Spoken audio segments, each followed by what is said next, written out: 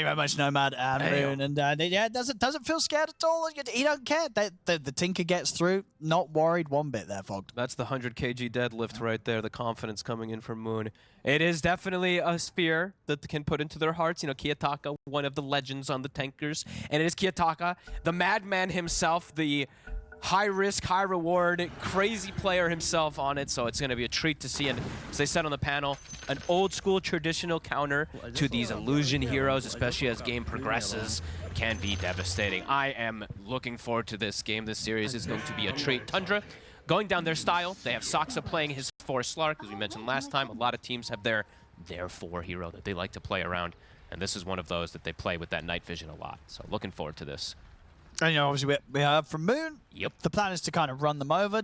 Do you sort of see Tundra having a good shot at doing that, or do you think Aurora's going to be able to slow them down? I think they can slow them down. They've got good early game, too. Tiny takes a little bit of time to get online, as we've seen. 15 minutes it takes for him to really start balling up all the time. But they have good ways to D-push, good ways to fight early around Jakiro and Wind Ranger, and with the Beast if he's off to a good start. So let's see how Toronto-Tokyo start does, because, again, we do see him doing the route of the Wild Hunt that we just saw Bach do. Playing versus the AA, the Ag sometimes feels less valuable. I was mentioning that from earlier. But also, the one thing will be that he's going to be giving these auras, right? You're playing versus Darkseer. So when you do go more aura route, you do give Darkseer benefit from the wall to amplify. Same thing for the Terrorblade. See both teams go for a smoke here, trying to find this first blood. Yeah, Saksa doing what he does. You know, this is the nighttime Slark level 1 where he can always catch that smoke, get these early aggressive wards placed down. So seeing Tundra blocking out an Ancient, putting a deep ward to scout where the Tinker's going to be farming. And he blocks the camp too. So this is definitely showing at least that Tundra's an experience and they've played versus this Tinker before. This should just be some harassment. He should. Yeah, they won't want to dive in for Nightfall. He's fine. Saksa trying to predict the ward off the mark there. So we see that Obs ward that he placed. He knows the style that Kiyotaka is going to want to play in this mid lane is you back up and you play like this old Coddle style where you're stacking these 2 camps, playing around them, enabling your timing so you're not taking away from your off laner who wants to go to those stacks eventually. But yeah, let's see how these lanes go. See how BZM's going to do in this matchup. Yeah, I mean, what we heard from Moon, he felt that he'd be okay in this lane. The lane sort of using that as one of the reasons why they left the Tinker in the pool. Do you agree, or do you think you could see an Ember getting pressured? I think Ember can get pressured, absolutely. I mean, this is one of the... Tinker can just thrive off of the constant lasers, and then just when the March comes down, it's very annoying for something like an Ember Spirit. But it's in the mid-game, I think that... Or in the mid-game, early game, how much you can play with the Ember hunting the Tinker. They've got Ion Shell too, so can amp up BZM on that front. But not a lane that you can just see how annoying it is. He just literally hits you. Poke, poke, poke, poke, poke. Can be annoying. Yeah, lane setups overall do look... Looks like Aurora should be able to farm pretty nicely. We have a fun position of the bottom lane, of course, since it's a Darkseer. With that Slark, they're going to be trying to adjust lane positioning. And let's see how much Saksa can get done. As we've seen, a lot of these Slarks look very underwhelming, but he is, of course, one of those that has made it. Yeah, he's one of the players that can do it. Yeah. Him and 9 class literally look like the only 2 that can make it work that I've seen so far. Everyone else literally do nothing. They actually do nothing. They just feed on the other Slarks. BZM pushing the limits, playing around the Fairy Fire here. Lasers up in 10 seconds.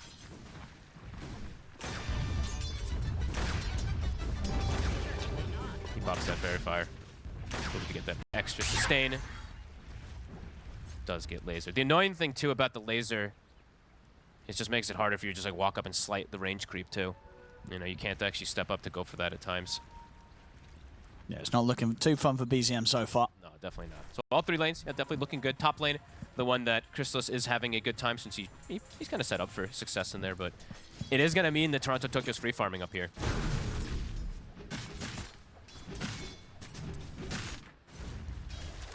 Definitely a game where Aurora can get the ball rolling themselves pretty early on if they get that summon online. When you're playing versus, just like before, you're playing versus AA, you're playing versus Slark, these 2 supports. What do they do to a summon? Yeah, they can, literally nothing. They just get run over. Yeah, they have to spend half of the fight just running away. Yeah, pretty much so. Aurora going to play very aggressive forward here, trying to punish every single last hit from mid one, but he'll get a couple secured. Lotus Pool, Saksa. It's going to be close. Should be able to get it before they're there, yeah. Yep. So they went for a sort of a long wraparound there, Aurora, but not quite in time to stop Saksa getting the pickup. Saksa will take that. Mid one is level 3. They might look to go. bottom lane, Panto. Sacks up. Jewelbreath's going to bring him down pretty low, but should be fine.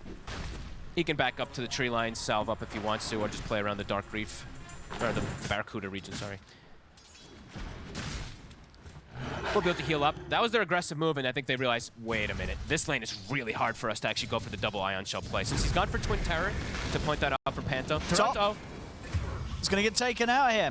Underestimates the potential there as Chrysalis is ready with the Metamorphosis. Mira's trying to find Whitemon. He'll get the trade. We'll get it, but can Mira actually get out? Chrysalis turns his attention over towards them. He can power shot slow him, but can he get himself out?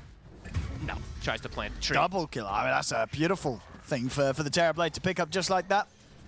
Very ideal. Good timing. I don't think Toronto Tokyo got his stick off either, so I don't think he lives anyway, but 8 wand not popped in time. Do get the kill. Nice setup there. CS, though, we're seeing the problem. Yeah, mid lane is looking rough as ever. Yeah. Here for BZM. As we said, this is his dream pickup that he loves to play. That blink is going to come very fast. Bottom lane is not taking too much pressure either. It is, they can only go for these like very specific dive plays with the double Ion Shell, but honestly, after I saw that first go, I don't think they can ever do that attempt again. No, it's just too much damage to throw back the way of... Jakiro just... with this facet in this lane, you're seeing the power of the Twin Terror. He's just keeping them super low. So try to catch the creep wave. Won't be the case, so Midwin will get that drag. Mira. He's got win run.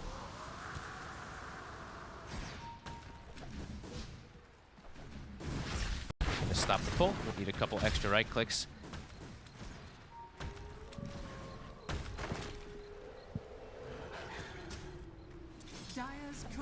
Oh, he okay, he finds the courier. How does this happen? I swear. Always happens every time. Mira versus Whitemon.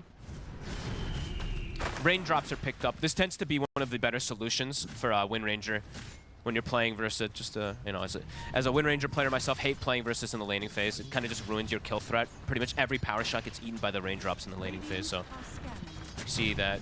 I don't know if Chrysalis bought it, but we did see Whitemon. Rotation's coming in. Chrysalis, does he see this coming? It's in the mid, they get the chains set up. He's got the shield though, so he gets the little blink out from it. Reset, Tiyataka. One of the most experienced Tinkers. Tim and nothing to say, pretty much exclusively playing it in the core role.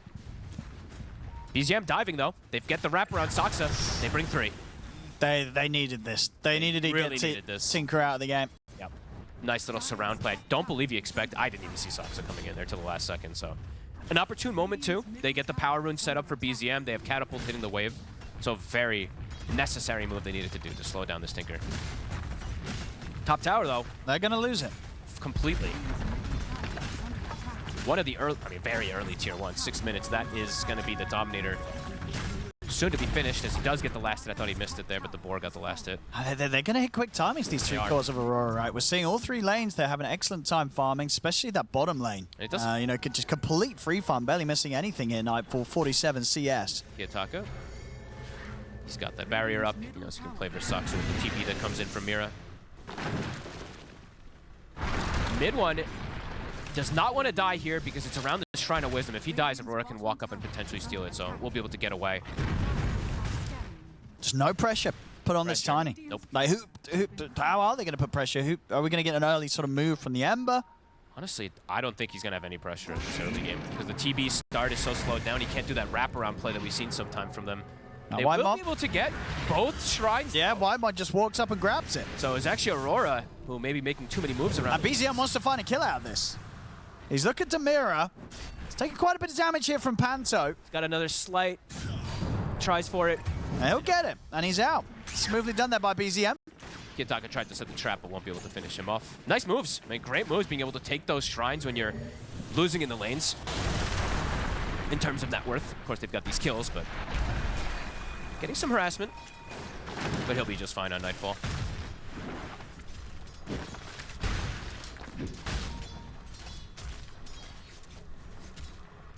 They're looking to prevent the farm, though, as we see another sentry ward placed inside the triangle. So trying to slow down the timing of the Tinker quite a bit here. Catch. It's on the Jakiro. Now, these are pretty big kills for BZM. He's ahead now after that lane. So in terms of gold, he's gotten away with a lot, being able to make those rotations. Yeah, these early kills definitely matter. Absolutely. Getting him back in a good spot as this mid-ember. And oh, and they have 2 shovels. So BZM has a shovel, Whitemon has a shovel too. So they're going to look to continue enabling BZM, filling up his bottle so they can play on the map here. Really good early moves here from Tundra. Mid one, he's got the Vanguard finish too. A lot of damage coming in though. Gets the surge off. Nice purple. Can't chim into the avalanche. They've got the power shot to follow soon too, but Slark chasing Mira. And mid one's going to go out for the TP. He's out of there. Mid one escapes. He gets the flank on Mira, so Mira can't actually contribute a power shot into bringing down that Darkseer. Good flank from Soxa. There's some very, very nice early kills coming out here for Tundra. And this is how, I mean, like I said, this is only one of some of the few players that actually make the Slark work, and Soxa showing playing on the outskirts of the fight, giving that vision during the nighttime. Definitely showing its benefits.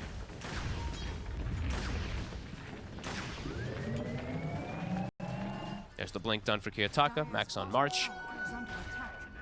Look to get more involved if you'd like to make some rotations. But yeah, these support levels. Level 4 on both the supports for Aurora now. About to be level 6 on Whitemon. So a very early Ice Blast is going to be online. Then maybe that can be the call to be able to threaten Nightfall. When they've got Ice Blast, I think so, yeah, shells, that will do it. They can look for those kills onto this Tiny in the lane. Yeah, definitely. And yeah, he's got it online, so. Now, here we go. Yeah, bringing potentially BZM down here. Yeah, I think you can make the easy setup happen, right? So you can do the slight chain into the Ice Blast and potentially look for that big core kill. See what BZM can find. He's got the Remnant down on the power route too, so they might just look to place a ward and secure the rune first. Looks like that is going to be the case. What's he going to get? Not bad. Illusion rune. Not the greatest, of course. Mid, Mira, looking to set up onto him. Like chains. Blast. They'll go for it. Off the blast. A little short. Shot it a little late from Whitemon there on the initial chain. Maybe hesitant. And that's Toronto Tokyo's turned up. He's very dead. Kiyotaka will take that last hit. Same time down bottom. We're trying to get aggressive on towards Nightfall, but the TPs are coming in. I know Ice Blast, though, for this play. If they did have the Ice Blast, they could have potentially looked for it down here, but yeah, missing out on the play in mid. A big deal. Now they can actually apply a ton of pressure on mid with this Dark Troll Summoner, this tower. Can BZM stop the push? He's trying. Dies too fast. Kiyotaka's here. BZM. Scout rotations. Sacks up. Trying to step forward. The March. Whitemon back in action as well. The shield comes out to Toronto Tokyo. Be able to get away from the cold feet proccing. They don't want to walk too much into that March to go for these kills. Losing quite a lot, just these little type of moves. You know, going for the Wind Ranger, not having Ice Blast for botting, hemorrhaging their mid tower from the good rotation from Toronto Tokyo. And these objectives do just fall so quickly fast. to Aurora. Yeah. Mid one. Mid one. Now they've got 3 on him. Now this time round, there shouldn't be a chance for him to run. The shackle connects. They'll finally be able to take him out. He's survived a lot of times down there that it looked like he was supposed to die, but this time, not the case. Will be brought down. Kiyotaka looking to defend the mid tower. BZM actually gets decent damage onto this tower too here, so down to 1/3. An early Crimson pickup. That's interesting. Yeah, I guess what sort of against what the summons of the beast. I guess, but Tiny is one of the good heroes versus Crimson because it's a big instances of right click. So that actually is just interesting because they also have Jakira and Wind Ranger, so quite a bit of magical damage too. So cool. I mean, we've seen mid one. He has his own approach at times. You know, we saw him do the Dominator in these other games. This one just really rushing that Crimson.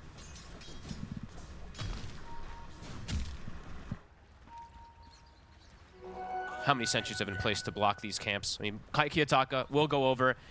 Both camps are blocked, though, so he has to place 2 sentries to get rid of them.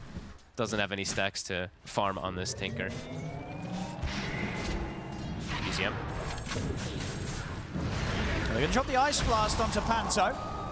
BZM wants to get in to finish off the kill. It's not going to be enough damage. Fine. Shields are coming out. Another attempt here where they're trying to make moves with the Ice Blast, but haven't been getting the kills. Yeah, he's perfectly fine. Mira also able to avoid the moves. Soxa will be able to get himself out. Crystallis is happy though, right? With all these moves happening, he's getting the space as this Terror Blade.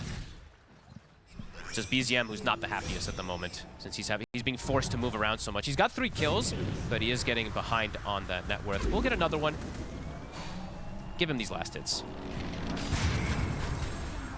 He's not farming. He's just killing. That's what BZM wants to do. He's actually trying to go for Kiyotaka. They're going to get the catch on him. They're going to get the kill. That's a big one there for BZM. Another one. That's almost the Mage Slayer now, pretty much finished up for him. I like how he's doing this with the Ion Shells, just looking to thrive and make these constant moves with these 3, since they use the Ion Shell very effectively. And yeah, he's just showing, I don't want to hit creeps on this Ember Spirit. 40 last hits at the 13-minute mark, one of the lower, I think that you can see from the cores, by an insane margin, actually, if you want to bring it up. The next lowest core CS is 96. 41 on BZM, so just insanely active in order to be able to re-establish his game. Yeah, we'll see if he can keep it up. Oh, and they've got, so speaking of the stacks that weren't able to be made there from Aurora, look at the stacks from Tundra. They are juicy. A Whitemon has got a 5 or 6 stack Ancient and a 4 or 5 stack on the hard camp. So BZM does have that to go back to. Doesn't have Flame Guard to farm it, so it will be poke and poke from the Slight. He needs some help. Bring Crystallis over to farm it. Yeah, the TV. Pop the meta.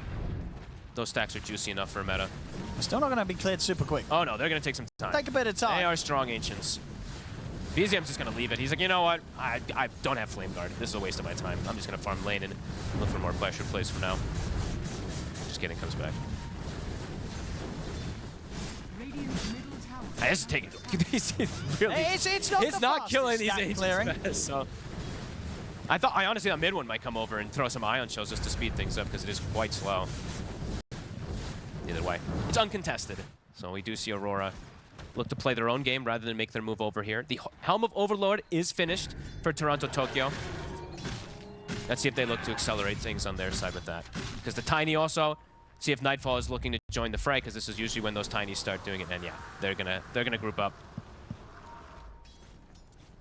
Mage Slayer's done for BZM, so has good ways to protect himself. And yeah, they finish off all of the stacks before there's gonna be any move that can be from Aurora. Nighttime is hit. Sox are gonna start doing his Slark thing, scouting out any movements, checking for wards, being as pesky as possible. Getting all this deep vision down too.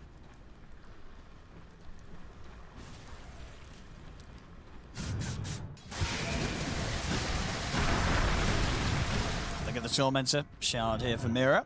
Difficult for them to contest it. Mid tower though, looks like they should be able to set up for that. Meta's on cooldown 40 seconds, but they have this deep ward. Crystal is still wanting to get involved. Kiyotaka, it blinks him forward. They're going to get the setup of the drag back here. Ice Blast will miss, but under the tower, they're still able to dive forward and kill the Tinker off. That pesky ward that we were talking about, Sox able to sneak that one in there. He did get the Translocator to push him. The secondary one that almost actually puts him in a good spot, but either way, it's everybody running at him.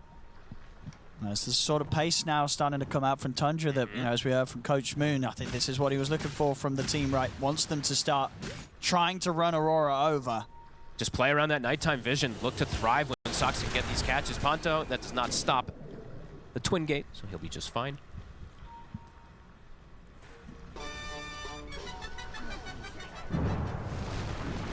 They'll find another one potentially. Getting a lot of kills here now. BZM, 5-0. Continue to play with this Ion Shell. Find another one. He's keeping up the aggression. Or will he? Shackle? Yeah, it's Kiyotaka's going to jump forward. Has the backup of Panto and Toronto Tokyo. Mid one. He's got the wraparound. He'll get the toss back into the raw. Macropile laid down. Mid one's going down. Forcing reactions though. 5 heroes moved from Aurora toward this triangle.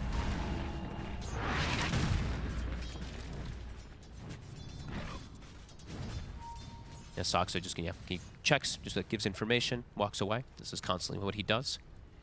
Going down that similar route that we see almost every game that he does. He's gonna go the AVULUS to have that space so he can always have mana and extra little saves for himself. And then of course that Shard, very good game for the Shard when he's playing versus Beastmaster. Can always get those saves with the Depth Shroud if he's able to get that. How's Kiyotaka's Ags looking? Because that's the big timing that Aurora, I would imagine, they're looking to play around. As soon as you get the Tinker Ags, you huddle around him and you look for these, potential contests of every single team fight. I mean, this is the thing, right? As fast as we're seeing Tundra trying to play, they're not really slowing down Aurora's cause. Nope, they're not ahead in that gold by any means. I mean, BZM, as I said, he's literally just playing full active. He still has incredibly low last hits, 70 compared to the 140 of the next. That's why you see his net worth being impacted as it is, even though he's got kills. Bottom, Kiyotaka's been found. Can they finish him? Oh my god, he gets out.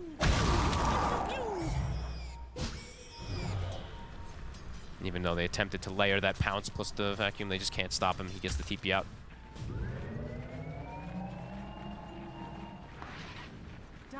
Aurora's timings they're gonna hit together.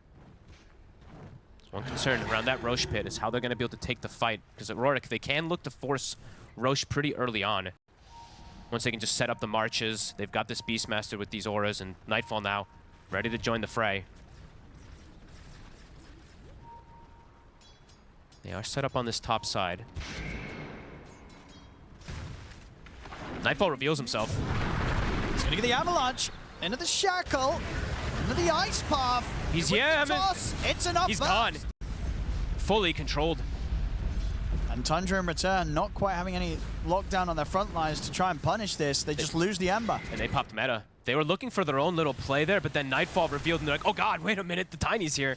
They can't look for that play. Ags is done. Roche is going to start shifting toward the bottom side in about 30 seconds. The mid one, you don't want to walk into this Tinker anymore. Not by yourself. It's going to be harder and harder for them to find answers to Kiyotaka. Truly does feel like they it. may have got those earlier kills, but at this point onwards, it gets so difficult to find him, especially in the middle of a team fight. It's going to start being the Kiyotaka show, it does feel like. Crystal, as we said, he's very farmed. But this hero, incinerates terribly. Incinerates illusion heroes in particular. Whitemon, he was waiting for quite some time of what he wanted to do. Does buy the shard now. I think he was trying to maybe get an item in between, but I think he's starting to realize they need all these little extra things to be able to kill on these side lanes if they do get a catch from the Slark and Darkseer.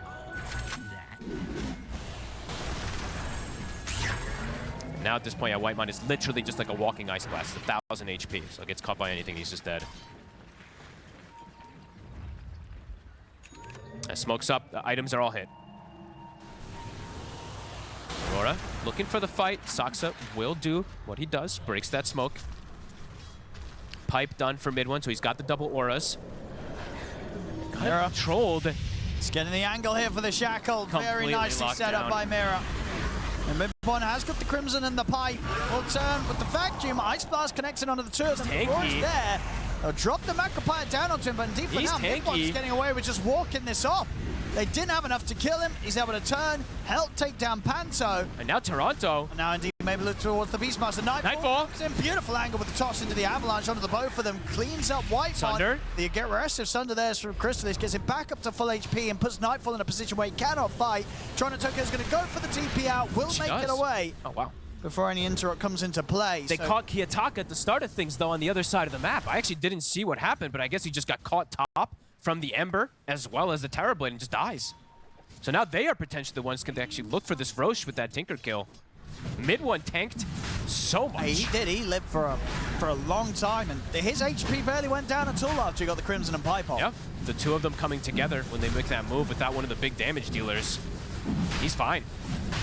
They've got control with these three, right? The Jakiro, the Wind Ranger, the Beastmaster, but they want one of these two bruisers to be able to bring him down. If you see this again, so it looks like it was Kiyotaka making a potential solo aggressive move as he likes to do, and it does get brought down there. Big stuff from the side of Tundra. Aegis now on Crystallis. See how much more they can push home around this Aegis Terrorblade. Tier 2s are going to be on the menu here for Tundra. They want to keep this pressure up. It's a close game. Incredibly close, though, as we've seen. Moves from the Ember. They're hitting. They're slowing things down, slowing down some of the timings from Aurora. Crystallis is getting to keep himself consistently just slightly ahead of that Tiny, and he now has Revenant's Approach. So versus that Tiny, now he can start showing up and being that big damage dealer to be able to go through that armor. Of course, there's still going to be the factor of lasers. They still need to know where Kiyotaka is. So let's see how that next fight. Aurora has a full 5-man together. See if they can take him down this time, mid. They got the damage dealers. They were Nightfall punching away. They will have no struggle bringing down the Darkseer this time. I don't think they'll make that 3-man move again without having either the Tinker or Tiny available to join in. If they're looking for mid one, right? They need that extra damage from one of these two big damage dealers. BZM, SNY, about to be finished. He's got the amp damage in his bottle too. Can play around that control. Aurora. They want to take any fight as possible, any fight that's possible with them. Even into this Aegis at the moment, they're still, yeah, very strong to be able to find any fight.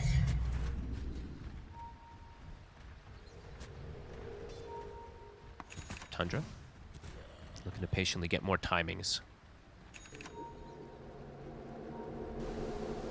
Will BZM get out? Ooh, split second. Radiant are scanning. And it will be BZM who has to do this. They need a nullifier this game. You're playing versus the Tinker, playing versus Wind Ranger, all these saves. It's just, yeah, it's like probably the biggest impact item that we've seen in this tournament so far. It's going to take a long time for BZM to get it, but he has to be the one to do it because Terrorblade just cannot build that item. Support TB can, as we saw yesterday from 9 class, but yeah, carry TB does not like to. Siege coming out, positioned around Crystallis with this Aegis. Doesn't look like Aurora's interested in doing anything about this.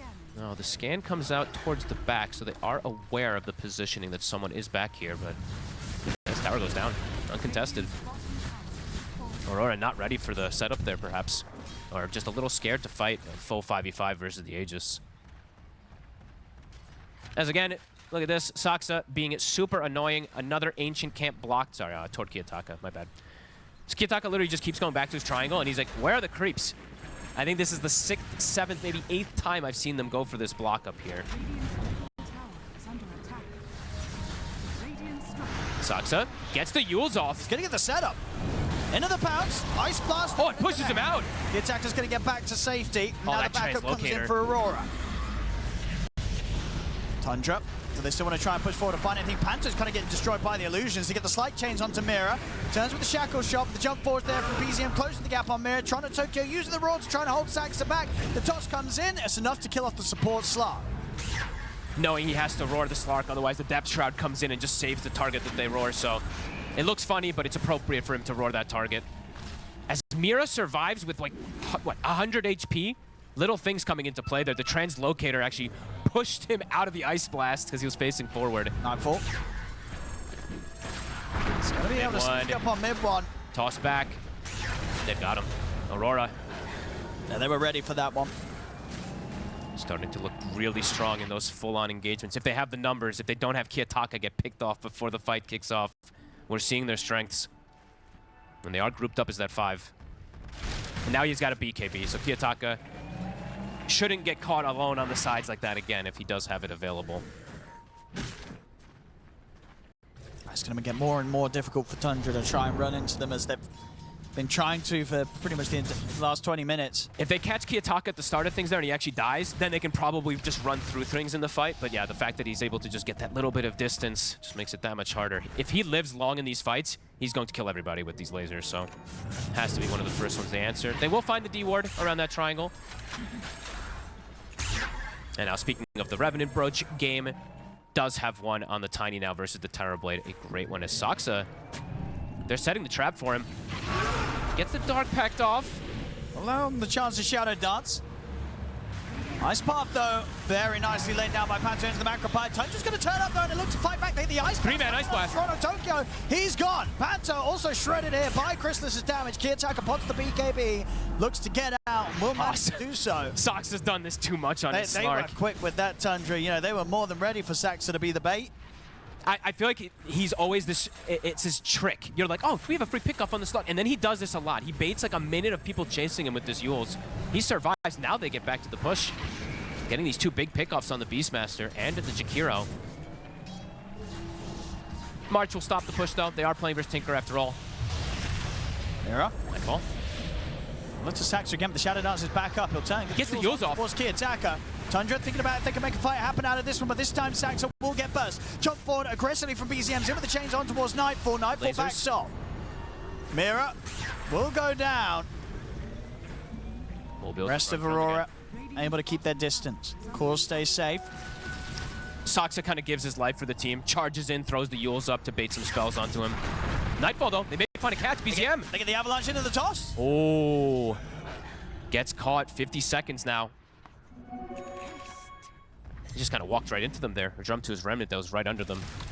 As much as Tundra still keep trying to play aggressive, you know, Aurora, they're not unable to match them, but they are getting these kills back their way. And they are still, I mean, they're scaling very hard. You know, BZM, we're still, just you have to mention, he's 7-2-4, but the net worth just continues to be crippled because him and Mid1 are just looking for fight after fight after fight and falling behind in terms of it. It's much more evenly split on Aurora for sure with their 3 cores. Yep. They are scaling it more evenly across the board, it feels like, but it's still very close here. Aurora will be able to get this Tormentor. How close is BZM to having that Nullifier also? It's still about 1,000 gold. Toronto Tokyo actually gets the Sword. That's a really nice one, actually. I like this one. The Roots can be very, very annoying to play against. As they are on the hunt, the scan comes out.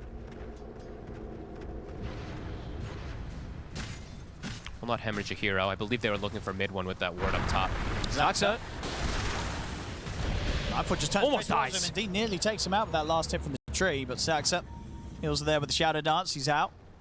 That was close. I mean, honestly, the Revenant Broach damage definitely coming into play there as well.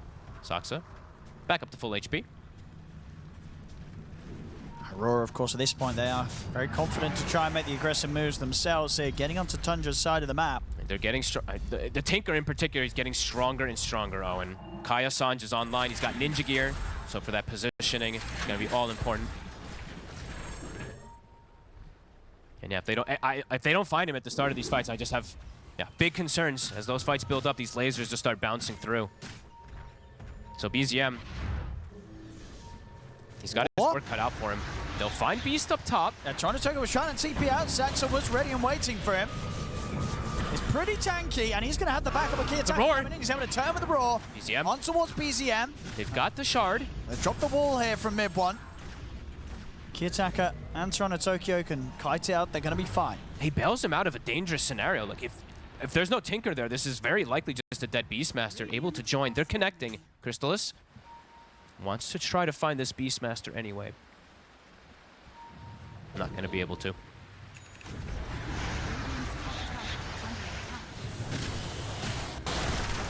Nope. Redominates a creep.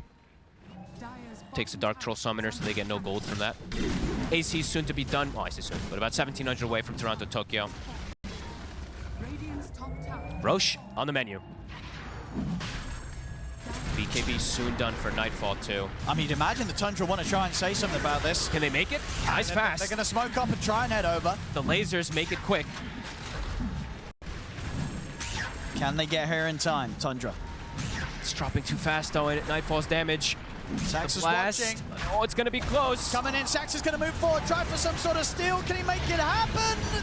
No, he can't. He gets stunned from the avalanche. They don't get the kill, Tundra. They don't get the steal on the Aegis. Aurora get it all. Now, Buyback's going to come in fact, from Mira. They want to try and continue to take this fight, Aurora, after picking up that Aegis, securing it for Kiyotaka. Aurora's got to be careful how they approach this. The Roar. Coming with the Roar onto Crystallis. Toronto Tokyo having to back away from the illusions. Kiyotaka trying to clear them out. BZM jumps straight over towards Toronto Tokyo. They've killed off the Beastmaster. Crystallis is doing work. Trouble. Kiyotaka will go down the ones. Nightfall has to put the BKB as he looks towards Mid1. Should be able to clean up the Dark Sea with a couple more punches. They will be able to indeed find that kill. Crystallis. They want to try and go for more here, Aurora. Nightfall leading forward. Kiyotaka TPing into position. They're holding the high ground, but Kiyotaka in with the blink forward. They'll throw out the Ice Blast, but Kiyotaka's able to dodge it. BZM comes in with the buyback. Nightfall and Kiyotaka have got the control on the BZM. The lasers continue to fly in as Kiyotaka bursts him down. Turns down towards Crystallis, but a good Sunder gets Crystallis back up to a decent amount of HP. Nightfall. He's getting chased out by Mid1, but the Ice Path comes in from Panto, holds back the Darkseer. Kiyotaka trying to do his best to bail Nightfall out of this. Can they get Kiyotaka? He's got the BKB. He's going to have to go for the BKB TP. They do not have anything to stop him. But they have the damage. Crystallis. cleans up the kill. What a fight from Crystal's. I need to see his damage numbers. Wow, I thought it was going to be a lot higher than 6,000. I feel like we're missing some of these, but either way, he's able to actually stand his ground. They charge at targets, and he just attacks during the entirety of it. That was huge. Yeah, to sort of go for that fight as well into a team that just got the Roche kill, just got the Aegis.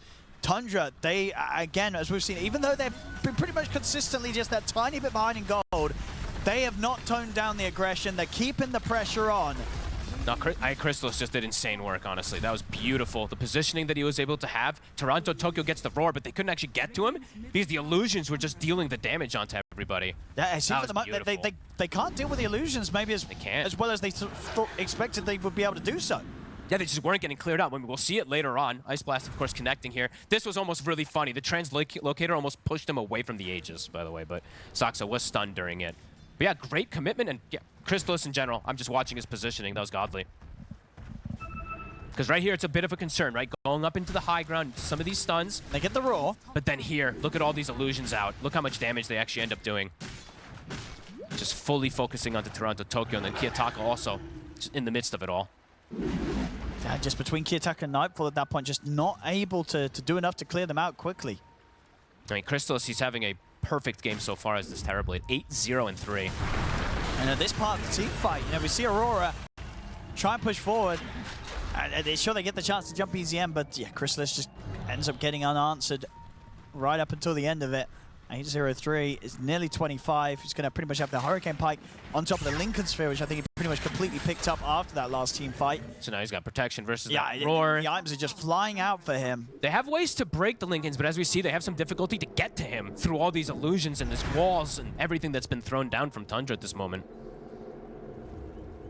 Let's see if it's going to be enough, because of course it's still very much weighted on the shoulders of Crystalis' carry. I mean, absolutely. This is Tundra's still a very close game. Whitemon. All right. Gonna get the catch on the AA. We'll be able to turn the Ice Blast off. Nightfall has to be carefully close to Crystalis. We'll back off the invis. Three-man vacuum. Yeah, they're in with the jump. Thinking the Ice Blast still connecting. It's still ticking them down. Kiyotaka's trying to get out with the BKB. He'll get out of there, but the supports will get punished. Honestly, the illusions are carrying it. Not just the Terrorblade ones, but the illusion from the Darkseer wall. There's just so much going on in these fights. Such a distraction for Aurora to get these connections, and Nightfall in a dangerous spot there has to BKB and run away. They couldn't even kill Whitemon. That was crazy. He actually just tanked 3 heroes. Yeah, gets all his spells off as well. Yep. Long ago are the days that he just had Shard. Now Force Staff plus Soldier. Getting toward his next items too.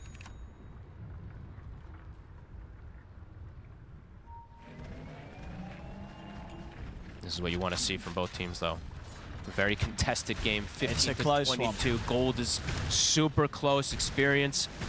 I think Experience finally went towards the way of Tundra for one of the first times in the last 10-15 minutes. Yeah, but it's been neck and neck.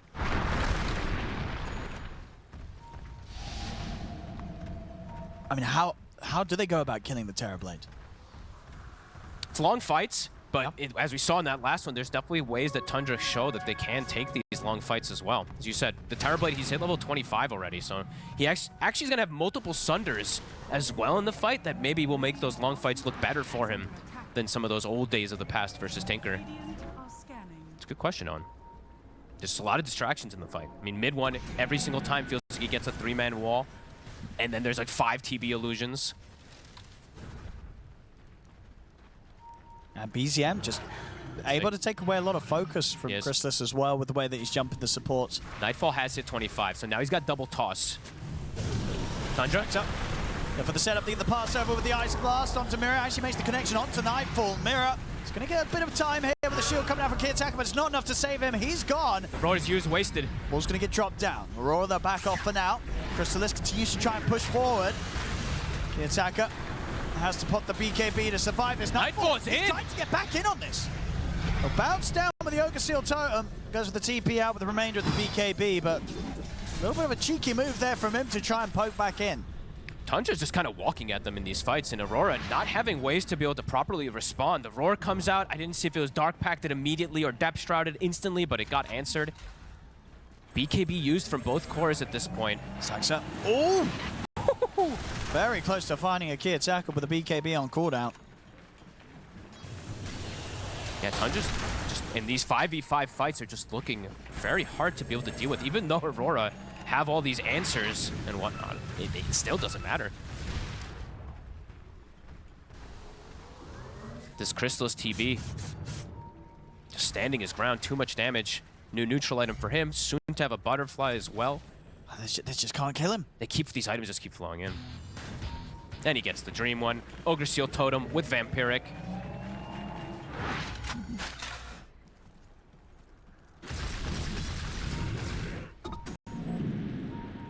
How do they deal with this Terrorblade in the team fight, Aurora? It's looking hard. Definitely is looking harder and harder, even though, as you said, they've got these Tinker answers. Just, yeah, they're unable to get the control on him. And yeah, a lot of credit to the chaos that's being caused in the fights from BZM, from the walls, etc. Blink now for Nightfall, so maybe this is the answer, right? To be able to jump past everything, to find him in that back line. This is the item that we do see a lot of Tinies go for at these later stages of the game. All right, how many Ogre Seal Totems this game, since it's the best tier 4 item? 1, 2, 3, 4, 5. So gonna see lots of repositioning coming into this game, too, in this next team fight. Titanic Ceremonial for Kiyotaka. There's the smoke for Tundra. They're looking to strike. Playing around this nighttime. Saksa trying to get the scout. Aurora camping the high ground. Fightmon. Ice Blast. Nightfall has the BKB and Ogre Seal Totem away straight away. Goes for the TP out. Will make it. The Nightfall. It works. BCM maybe seeing if he can catch anyone else at the side. They'll drop down the Macro Pirate. Will hold back Tundra from chasing down Kiyotaka, so the rest of Aurora will be able to bail out. It's BKB 80-second cooldown, so Tundra can look to keep applying pressure with this meta. Maybe look for this top tower here. Kiyotaka gonna try to set up the march. Radiant's top tower is under attack. But Crystallis might just be able to push through this anyway. How long on that Rosh? It's gonna be soon, Owen. This time round, I mean, Aurora, they're almost certainly going to want to try and contest the Roshan. Last time we saw them get the pickup themselves, it didn't even matter when they actually managed to get them. No. They just on Kiyotaka, they still lost the fight. No, both teams are definitely looking for that fight, just looking for the better opportunity, and they'll get a big catch. Saksa, finally, I mean, for the first time in what feels like 20 minutes, he's been picked off. Full BKB for Crystallis. He does commit the gold, has buyback, I believe, on top of it. Yes, he does. Aurora trying to swing around the back, trying to get that opportune positioning. Mira, they find Crystallis. See what they can do about it. They'll put the Lincolns, get the shackle shot locked down afterwards, but backup's coming in from Tundra. BZM jumps over towards Mira. They have to roar onto Crystallis. They're locking him down. Vacuum comes in onto the tree of the loop. Crystallis, he gets the Sunder. Crystallis survives, and he's ready to turn and clean them up as 4 are dead on Aurora. They could not kill the TB in time. The backup comes in, mid one with the vacuum, pops the Shivas, the pipe, the Crimson, the everything. Allows Crystallis to get that BKB Sunder off. He just got the BKB on the courier too, so able to turn, get that Sunder, and now Nightfall, he committed the gold. 80 seconds, this could be the end. They do have a Tinker to be able to hold that high ground. They have a couple buybacks, but Tundra, an explosive hit. You couldn't ask for a better one there. Mid one, again with a beautiful vacuum. What can they do with Kiyotaka? No BKB. Vacuum again. Midpoint gets the setup. Ice Blast comes in. Kiyotaka's gone. They're pinging tier 4s. Sunder thrown out. They're going to have to use some of those buybacks here surely on Aurora. They do have it available on Kiyotaka. Tundra onto the tier 4s. First one to fall. Crystallis just playing to at literal perfection this game. What? He bursts down to half HP. Secondary buyback comes in as well from Toronto, Tokyo. Starting to back away. They're respecting these buybacks. When the Tinker is alive. So Tundra want to see if they can still get back in on this. Take back.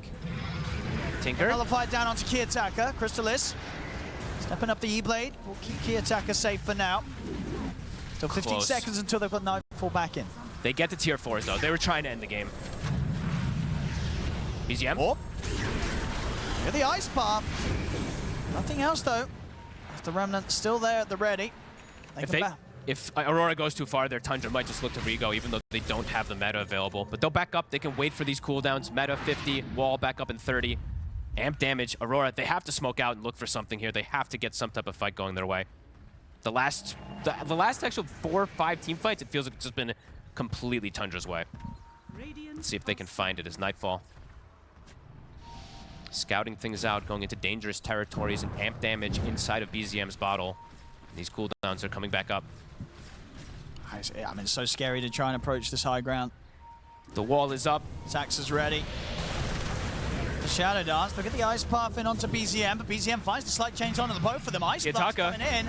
Gonna catch on to Kiyotaka. Kiyotaka again have to put the BKB. Nightfall's jumped in aggressive. He's gonna look to try and burst through Whitemon with the tosses, but he's not able to finish him. Whitemon survives, gets out of there thanks to the auras being popped. And Tundra, they can continue to try and push Aurora back. Toronto Tokyo drop the Roar down onto BZM. At the Shackle and the toss, this time is enough. They've killed off the Ember, but what can they do about the Terrorblade? The BKB's there for Chrysalis. Will be about to come to an end. He's a bit hesitant to walk forward here without BKB. BZM has buyback and a Remnant down. And Aurora, they know that they have to continue to try and push this advantage whilst they've managed to fight back, get something from Tundra in this team fight. There's still a wall available, so mid one, he did keep that. I see that he's got that basher too. I know he's trying to punch somebody to stop one of those BKB TPs. Almost has the Abyssal also, so an extra form of lockdown that they're going to have soon on this Darkseer too if he does commit. I mean, Aurora, they really want to try and hold this area, but still so difficult and risky considering the buyback situation for Toronto Tokyo and Kiyotaka. They do know that meta was used, so that is going to be expiring. BKB also cooldown. See how they look to approach this, because this Rosh is so important for them. Refresher. All right, so now he'll be able to have the next. He'll be able to have meta for the fight if it does kick off. He actually puts it into his bags now. I'm full. And Toronto Tokyo stepping up. Really want to try and get up into this high ground. Get some sort of information. Kiyotaka hit 25, by the way, also. So AoE lasers online. So a solution for these illusions now. And really start to clean them out. Tundra. The Atos onto Saxa. Backline. This time around, Whitemon, could he survive again? The Crimson, the force out at the side. He's going to be able to live to over the Ice Blast. Gets the connection onto Kiyotaka. Saxa tries to move forward, but the Ice Path Macropire from Panther gets laid down upon the slug. Saxa has to back off. Mid one. Chrysalis puts the Refresher, ready with the meta to start to fight back here under the cover of the BKB. They take down Panto, and the rest of Aurora have to run. BZM, hot on the chase. Can you find anything here more for the team of Tundra? It was Toronto Tokyo. Slight Kiyotaka. Kiyotaka gets out with the TP in time. He didn't have to use BKB. The Lincolns actually saves him.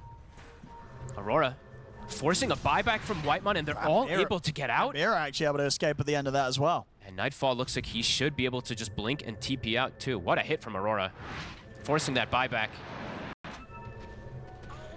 Tundra looking to smoke up, look for a fight themselves. That was the Refresher used by Crystal. It was, so he could have that meta to go again. He'll have a BKB, but he'll have no meta for this upcoming fight for the next 80 seconds or so. And this is whilst, Roshan is still up and ready.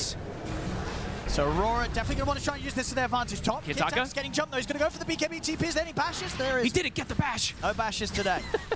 He's smiling. Look at him. He's like, oh, come on. Catch on the back. They do catch Toronto Tokyo though. The Ice Blast is in. He's out. Of course, his buyback's still on cooldown for 3 minutes. So he's gone for 100 seconds, Toronto Tokyo. Kiyotaka also gets pushed away. I mean, secures them the Rosh. Yeah, this should be enough to get Roshan right with the Beastmaster gone. I mean, did Aurora try and do something with the 4 of them, or it's too risky? Too risky. Maybe they feel like they have to take the risk, though. They do have an Axe Macro Pyre, but it's dying too fast, right? Yeah, I feel like you need every little tool at this point. Yeah, they'll back away. They won't go for that fight. Level 25s, more of them are being hit. Mid one, soon to be his, but BZM has gotten his finished up. I believe that is his Aghanims finished up on the Ember as well. There's some crazy stuff that they can do with this Refresher Shard. Either give it to mid one, give it to BZM so he can do some insane Remnant plays. They have options. Able to secure this one here. And Crystallis, he will always have that buyback, or he can go for the Consuming and Aghanims pretty soon too. He's running out of slots. 40k net worth at this 47 minutes. Aurora claims Tormentor.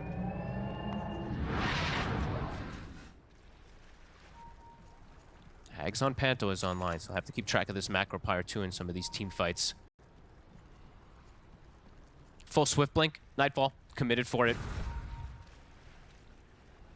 Dire's I feel like for good reason, right? It's just like he needs every little bit he can in those fights to burst that target that he jumps. Yeah, especially with the situations where they've been going for these supports and they need that little extra. Yeah, like Whitemon got bailed out from auras and then from depth shot I think twice, and then ends up getting brought down to like a tree throw at the end of it all. But sorry, I said my microphone. Apologies for that.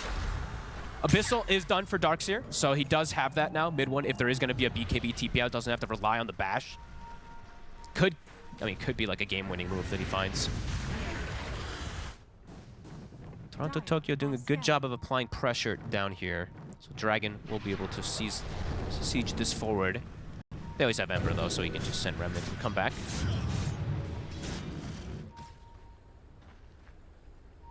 How well can they defend against this Aegis? Good question. Kitaka continues to just get out, but such small margins. Oh my god. Whitemon going for Aeon Disc, so understanding that they want to blow him up first. Another thing that'll be very annoying for Nightfall to go through, because they do not have a nullifier by any means on the side of Aurora, and no way to really itemize for it. Since I would imagine Toronto Tokyo needs the BKB. Aurora. Mid one stepping up. Not going to get the vacuum this time. Mid one. Trying to burst him. A lot of damage they've got. The avalanche, it's not quite enough though, and Chrysalis, in fact, even using the Sunder to make sure the mid one is safe. Every single time the Depth Shroud just comes in from this Slark, prevents that easy little snipe kill. Scary though. Anyone walking up, you see how much damage that they do have. Still not a bad effort from Aurora. You see what Nightfall's got queued up, by the way? We are in for a hopeful treat, Owen. It's going to take a bit of time to get there, though. Still needs a fair bit of money on Nightfall. But obviously with the slot situation, we'll have to sell something anyway. Yeah. Which I imagine, do you just... I don't know, and sometimes I don't really like these divine rapiers on Tiny. You're like, just like your items are so valuable. That's because what are you going to get rid of, right? Yeah, I don't know. We'll see. I mean, he feels he needs something crazy. He does feel like it's just as you say that the rapier on a Tiny isn't the craziest. No. He does have swift blink, so when he blinks, he does have great attack speed. But yeah, I mean, we'll see. It's just because of what he replaces. It's like maybe just to get rid of a Harpoon, but that's a lot cold. Either way, we'll see. 25 has been hit. AoE Surge, mid one has gotten that. They are positioned around bottom. They still have Aegis for about 100 seconds to play around.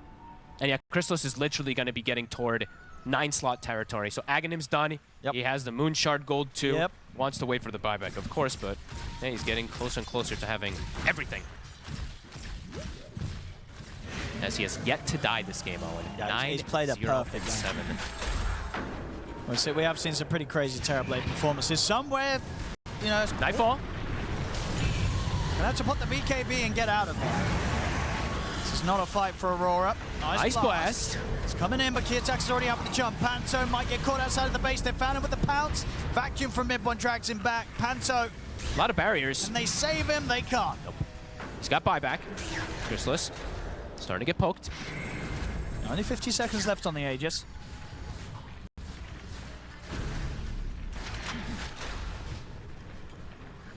He always has extra meta now that he's got the Aghanim, so it's going to be tough to keep track all over the place of when he is able to fight with this, since he's got that Ags. 30 seconds until Aegis does get reclaimed. Game continues to be incredibly exciting here, as we could see a potential Tundra looking for the end for the tier 4 push with Kiyotaka with that buyback from earlier. How are those buybacks looking? They are all back up except for Whitemon. They're coming back up. They're going to be ready. I mean, this is the thing, right? Even with the lead they now have, the high ground push can still be risky. Kiyotaka. There's a Lincoln's.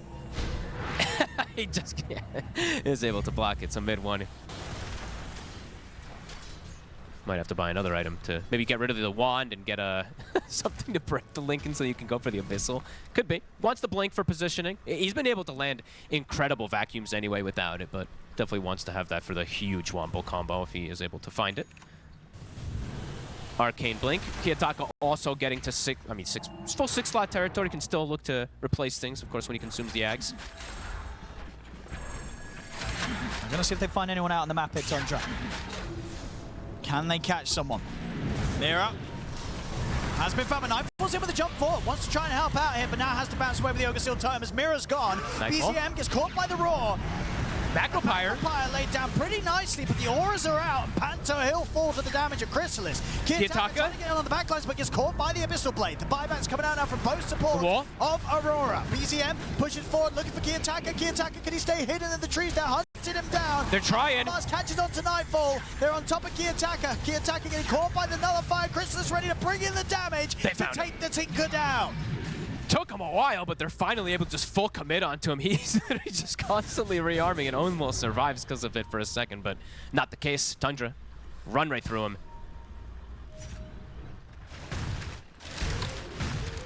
Great way to start things off. They find him literally right away, as these damage numbers are hilarious. Beastmaster with 11,000, Slark with 8,000. It's a 50-minute game.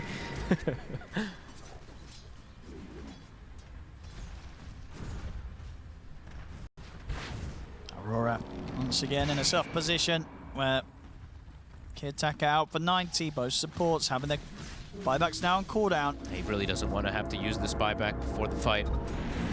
So if they want to try and force it out here, Tundra. Chrysalis, 9,000 gold on him. I would say they do want to force it. Chrysalis is going to start poking. They've got all the lanes shoving into. Saxa was pushing in bottom while also mid was being shoved in from illusions.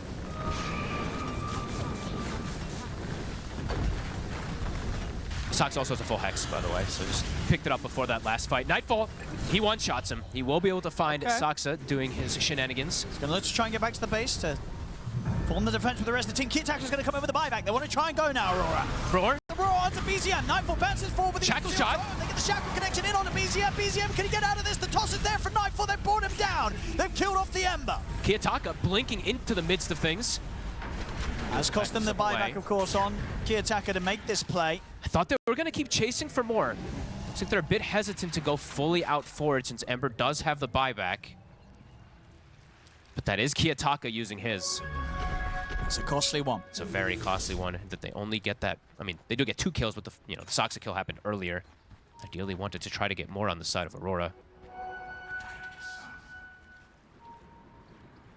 All right, Tonto Tokyo, surely you buy your BKB here, right? Or is he trying to get that big item? Guess he is. I mean, it looks like he is trying to get that Hex. So wants to get that extra way to just blink hard lockdown someone, plus break that Lincoln's. Because he's had the gold for BKB, I want to say, for 10+ minutes. Sure. And he hasn't bought it, so it does usually say that you want that bigger item as he's sneaking his courier over. They're coming to 50k net worth here on this Terrorblade. Yeah, he buys the Tiara. So yeah, he's going for the Hex. 50,000 net worth. Literally, he's got the Moonshard eaten. He can go for the Swift Blink next. Toronto loses the courier anyway, as he's been trying to sneak it. He sent it to the enemy shop, and Saxa still finds it. You can see he rubs his hair. He's like, damn it, I've been trying to get my courier. Trying to get this item for like 10 minutes plus, and he just can't. A lot of money on Nightfall. Still considering what his next big item's going to be to sort of wrap up the build. He's queuing up the data list, honestly. I agree. Like, Rapier just does not feel good on this hero. It doesn't. It feels very underwhelming on Tiny, so yeah, I agree. The data list does definitely feel like it's going to offer him a bit more. And with this type of build too, although you don't do as much single target damage to just the Terrorblade, this is now you're cleaving your crits, you're splashing versus illusions. You're better versus the rest of the lineup, not just in a vacuum versus the Terrorblade. So I do like that he's pivoted and gone back toward this route. As I said, versus 40 armor is going to feel, not the best in general, but versus everything else, it can be pretty good. BZM also, do have to mention his game. Octarine, he's also 6-slotted.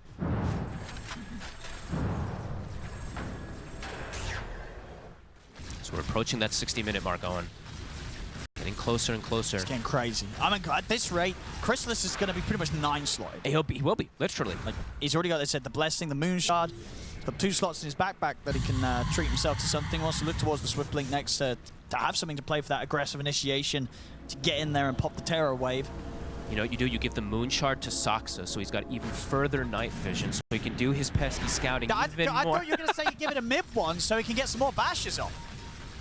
Nah, screw Midwin. Midwin went for heart of the battle. This is his fault anyway. He should have the facet that gives him attack speed anyways. No, I'm just kidding. We've seen more people taking this one in some scenarios in lane phase, so.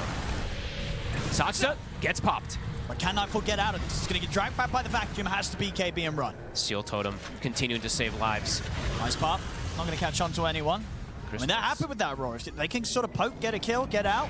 That's a little bit of breathing room for them, whilst they know that Sax is going to be out for a full 100 seconds. They're definitely going to look to smoke for a fight here. Tundra Tokyo has 7,000 gold. He just really wants this Hex, but 1 minute till his courier is going to come back. They're looking for the flank. Oh, they got to try and look for something whilst they're 5v4. This is their opportunity here, Aurora. Nightfall's hitting hit level 32, so the Avalanche cooldown very low. So lots of control that's going to come out from him in the fight. Mid one.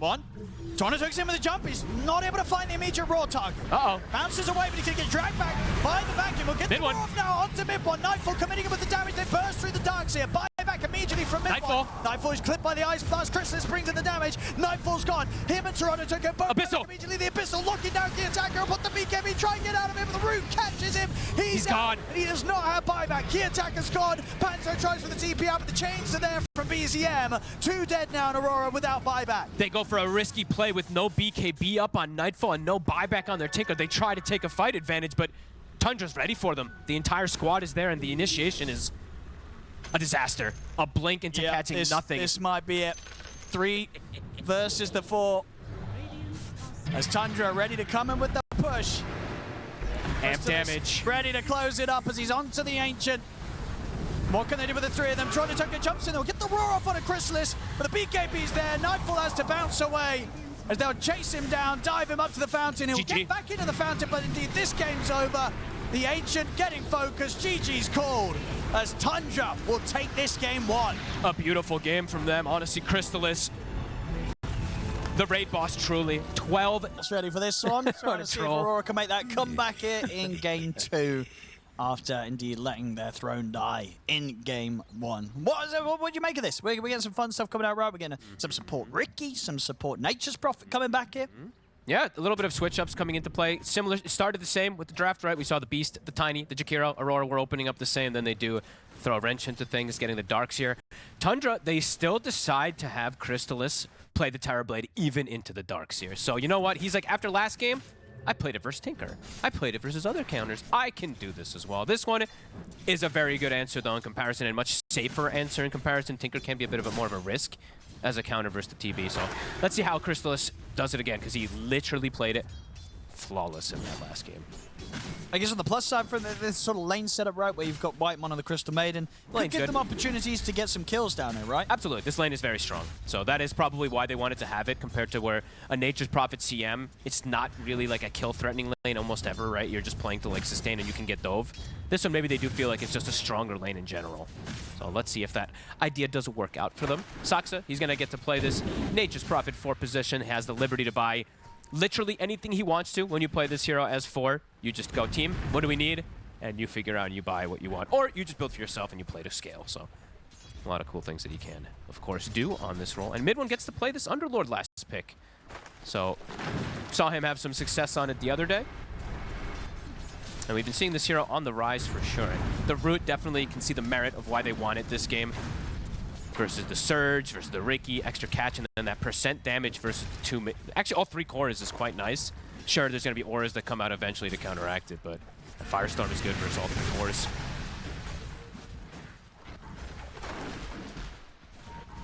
Panto this time around, I did want to point this out because I'm just going to be a hater straight up.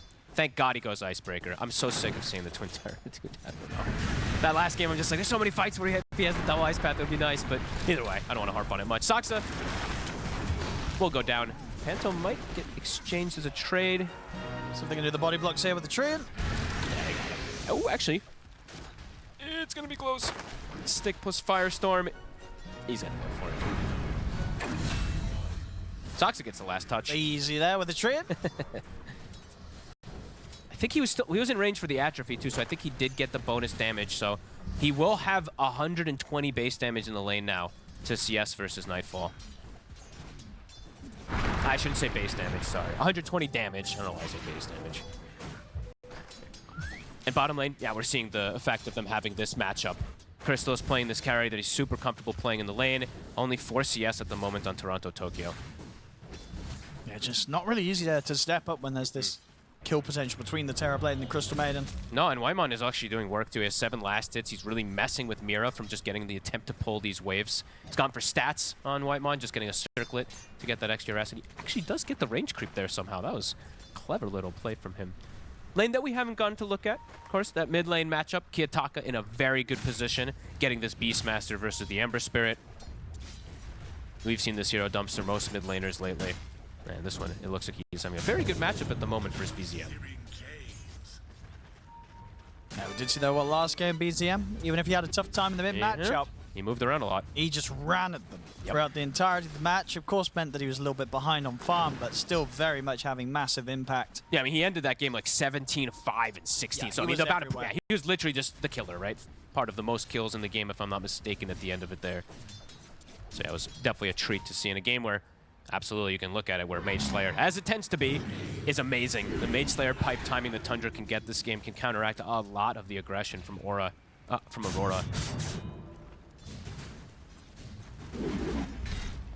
Definitely something that they're going to want to have for mid one early on with that Mage Slayer combo. Speaking of mid one, looking to get aggressive onto him again. So they do see Saksa move away. They've got the Blood Grenade. Look at the Firestorm off and the stick. The dual breath damage. Oh, it's close! And Panto! He out-survived, and indeed the tower hit's coming in. Panto's gonna... He's dead. Can he get out of this? Nah, he's dead. 100% dead. Gets caught. So, I mean, that's a heads-up TP there from mid one to do this type of play. Because he's like, oh, he's going to commit for the kill on me there. It plays in the tree line and actually does get Panto kit. That was cool. These little things definitely do matter. I'll try to keep track of also this Underlord Innate, since they do have Nature's Prophet on their team. He does have a TP that does, I believe, work with that invading force. So Saksa could get some extra protection from this damage reduction and movement speed thing.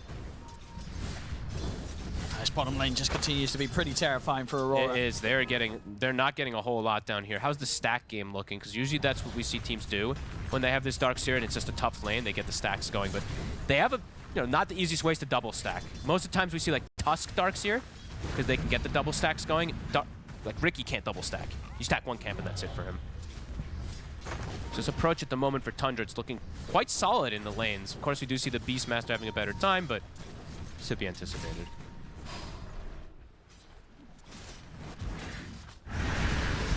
Bottom. You're on.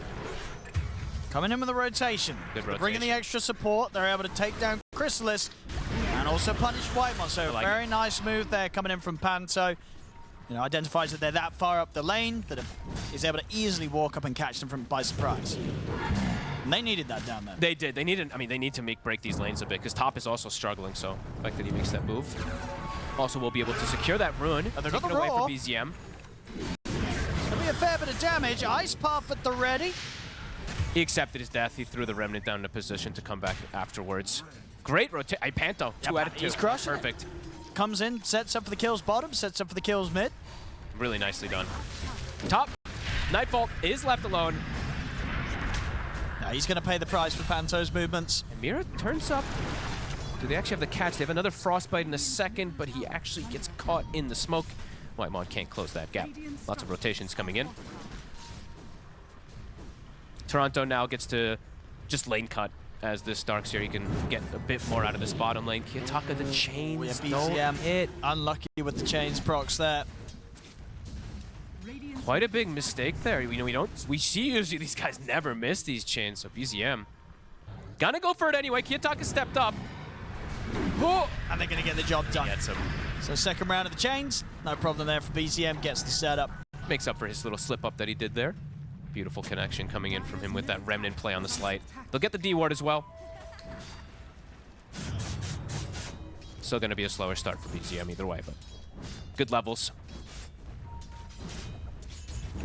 Mid one backs up to the jungle. Saksa hasn't been stacking for this Underlord, so he's just going to be farming it up. And like I said, you can build whatever you want on this Nature's Prophet. He's queued up Mjolnir. All right, I mean, we saw him try that the other day on his support. BZM. Oh, gets brought down. Panto dies for it, but again, these plays from Panto definitely worth each and every time. Mira, he's got a chance to jump out. He does. Does. The bore of Kiyotaka. Mira's away, and now Nightfall's rotating in from the top lane. They're going to look to mid one. They've got the roar. See with the three of them if they have enough damage to bring down mid one. They don't. They don't. He actually stands commit his ground. for the kill. The wall misses the vacuum.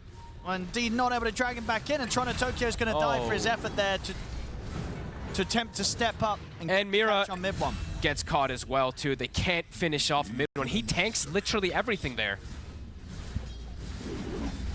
1600 HP. Small items all coming into play. All the little small items for him. Treads, Bracer, Wand, Soul Ring. It's and enough. They're diving in. And they're jumping.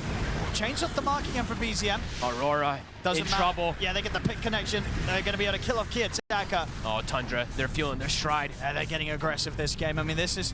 We saw it from the last game, but this game, it's working just that little bit more that much earlier. We're just, 8 minutes in. This time around, they're getting that lead, getting these objectives. This is how Tundra want to play it. They have really good ways to force the objectives again, too, this time around with this Nature's Prophet getting off to a hot start. I mean, Aurora, they brought 5 heroes to that mid lane and ended up losing actually so much out of it, Owen. They lose, what, 3 heroes, 4 heroes, if I'm not mistaken, and then they lose their tower afterwards. So an attempted play from Aurora just gets completely counteracted. And they're going to keep hunting it. They are.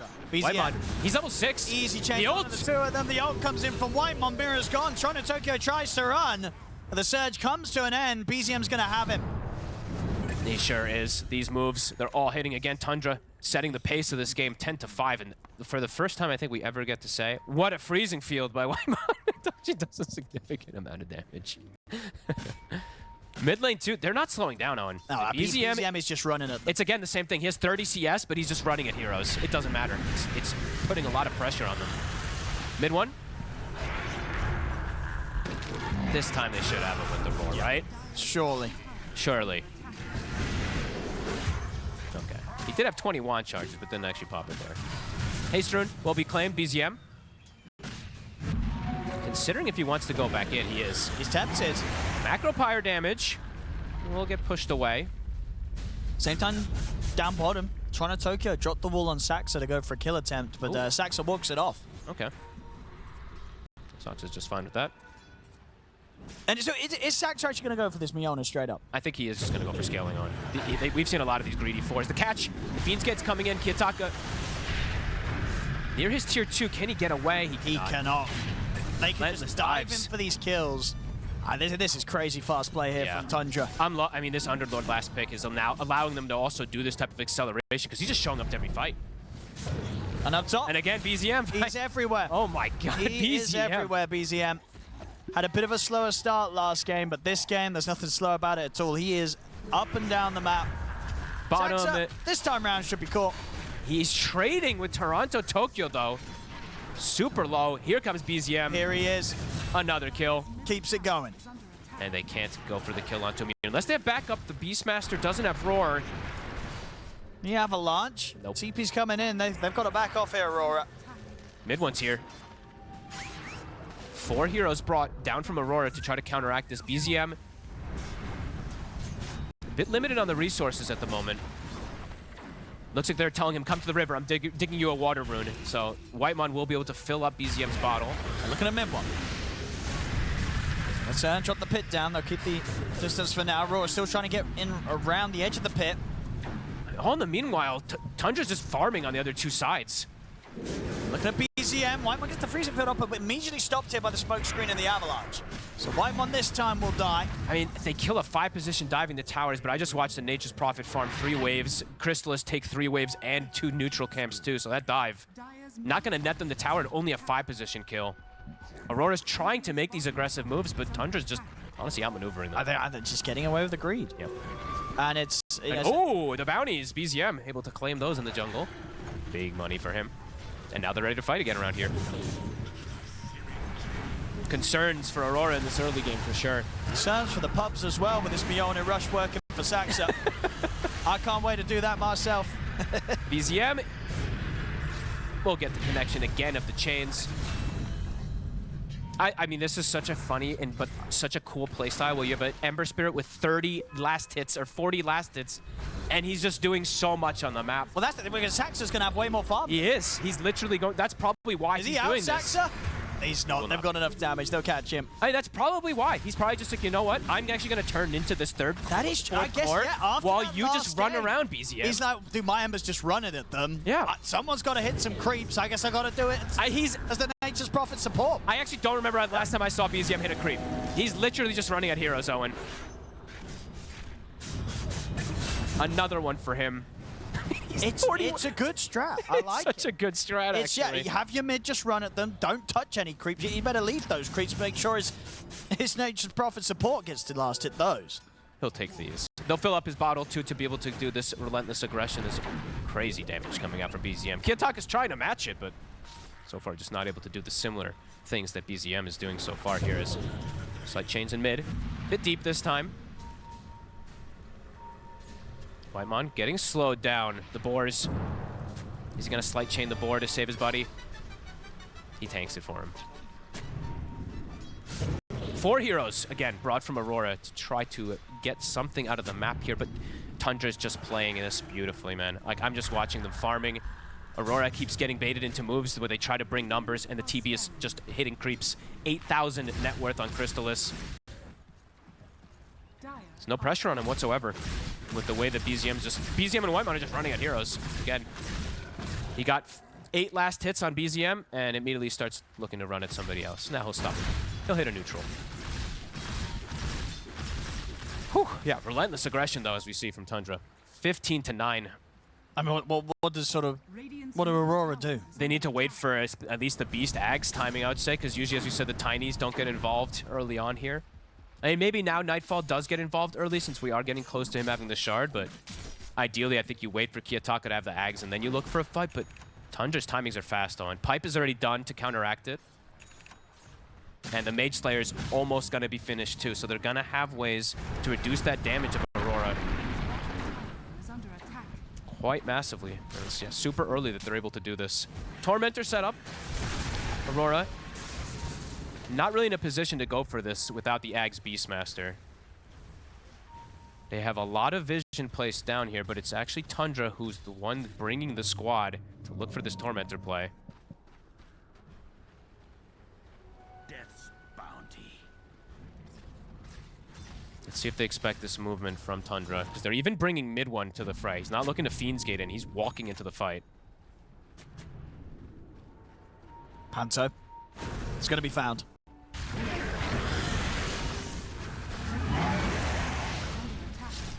Quick and easy kill to a quick and easy Tormentor. I didn't point out the skill build too, but I should have. But mid one is also a really interesting build. He just maxed the pit first. I think he had like some 2-4-4 build playing around right clicks and pit, because the pit's so valuable this game, as we've seen. Is Mira will snipe a courier, might find a secondary one also. Doesn't actually see it there for the time being. Soxa will get the shard. A good one. I really like this one. I think it's pretty underrated. A lot of times how much it can do in the fights. Seeing around the tree lines is extra good. He's just farming it up, Owen. Top 3 net worth now for him. Yeah, he's going to be up there. I mean, BZM, bottom 4. I think Sox is the core. I think after last game, he was just, he was a bit upset that Crystallis stole the show. He was like, wait until they see this, boys. I'm going to carry the game this time. I mean, they're literally going to have what feels like 2-1 positions now, with Sox able to just sit back and get this farm. He's getting away with it. He absolutely is getting away with it. Like, sure, BZM, he's going to be a little slowed down, but his purpose is to just be very disruptive, right? Yeah. He's applying Mage Slayers, and he's getting these early kills to get to this point. Yep. Where it's a 6,000 gold lead. I mean, because this is the thing, right? If you don't have BZM Ember on your team, I don't want to see you doing this in your pub. No. As the Nature's Prophet. So you're going to see everybody doing it. Everybody's going to People are going to get very upset about this. Guess we can just watch Soxa hit some creeps. It takes the alert Gossamer cape as well. Even faster than he can farm with that attack speed. The Soxa cam is very chill this game. Bottom, set up, looking for Kiyotaka. Can't quite. And yeah, the invading, I checked a couple times, but yeah, the invading force absolutely works with the teleport, as expected, because it's literally called teleport. So you see that buff from the Underlord Nightfall. I'll get the pit down. Aurora bringing everybody. Whitemon gonna have to get the ult interrupted here by the Roars. Kiyotaka will use that to put a stop to Crystal Maiden. The vacuum comes out on 2 of them. Whitemon finally falls. 5v5. So what they can do here to strike back here, Tundra. Mid one's getting a bit low. Avalanche in from Nightfall. Jump forward from Mira. Aurora able to find the 2 kills. And Tundra this time don't get anything in return. Rallying around Kiyotaka with his Aghanims and Regen Rune. Crystallis trying to get a trade kill. The Essence Ring keeps Panto alive, and they're chasing. Good Sprout blocks him off, but Kiyotaka's able to chop it down with the axes. Still though. Poke. The smoke screen down on towards him. He's trying to stand his ground as Saxa and trade back to Kiyotaka, but Saxa gets caught. Mira gets another kill.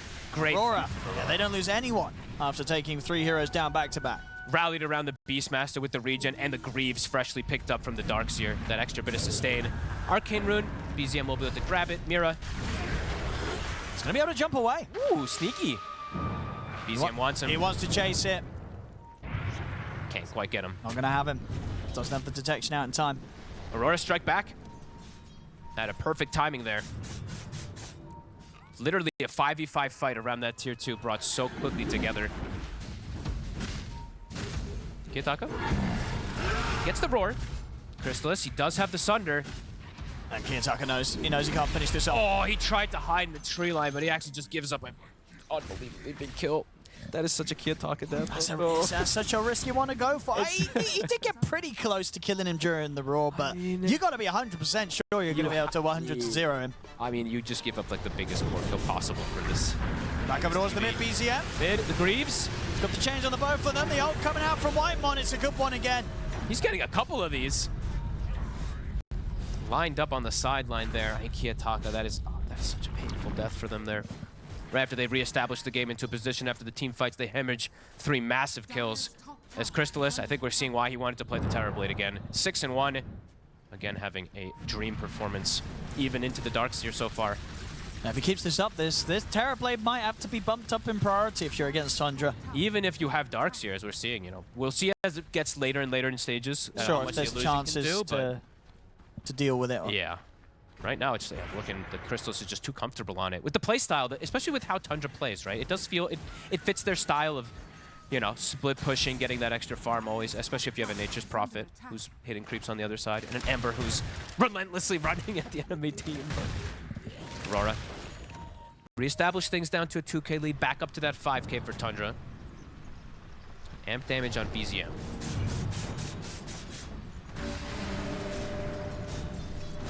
Toronto being annoying, Greavesing the waves to prevent BZM from getting some farm. BZM starting to get that also just farm recovery instead of just running at heroes. Up to 91 last hits.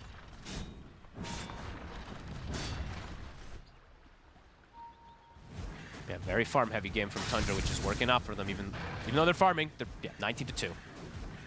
And is that the Mjolnir done? Yes, that's the full Mjolnir here for Saxa. Nice game for him to throw it onto his teammates too. A lot of small instances of damage that are going to be throwing out this Mjolnir procs. Versus Ion Shell, Jakiro. Does Mira get the snipe of the Cur? He does. Oh. So that Mjolnir is actually dead. So prevented for at least that's quite 2 the minutes. Snipe. Yeah, that is quite the snipe. That will slow down Saxa's farming quite a bit. Not even that Hyperstone and yeah, indeed the full Mjolnir from it. BZM. The amp damage, looking for a setup here. Nightfall. Radiant are scanning. We'll walk up. BZM sees him. Just gonna poke him. Full pipe now for Toronto Tokyo. Their 5 men is strong around these auras. Tried for the catch there, but BZM's so quick with the Remnant. They can rally around Pipe Greaves with the Beastmaster in the front line. They do have a very strong timing now on the side of Aurora. Said Tundra. They're farming. They're hitting creeps. They are scaling. This is a good time to smoke, though, Aurora. They're going to look for a fight around this.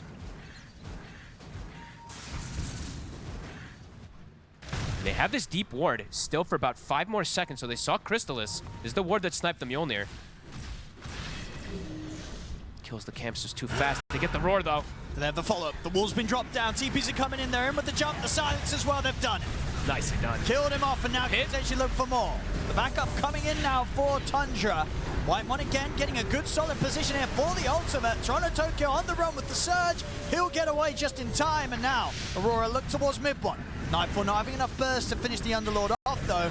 The pick coming out, the slight change here for BZM. He'll jump straight up towards Toronto Tokyo. BZM? Silence does catch him, though. BZM, he's not going to be able to get out the cloud. He'll die for that effort. And now mid one, can he get out as well? They've got a toss. Do they want to dive for it? Doesn't look like it. They want Saxa, the easier kill.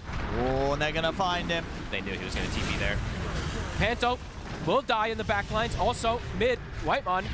They're diving in. Pit. Mira will get finished off. They pop the glyph just in case to get that extra bit of damage. Aurora fighting back though, and they know that they need to. They get this one chance to kill off the Terror Blade. They don't just take him back off. They go for as much more as they can off that. Yeah, beautiful dive forward plays there. And the Atos, we definitely saw that come into play there from Mira. If he's able to get it onto BZM, they have a lot of control too. They put that Atos onto him. They put the smoke screen. BZM thought he could sneak in for some cleanup kills, but not the case. And yeah, great start to that fight from Aurora.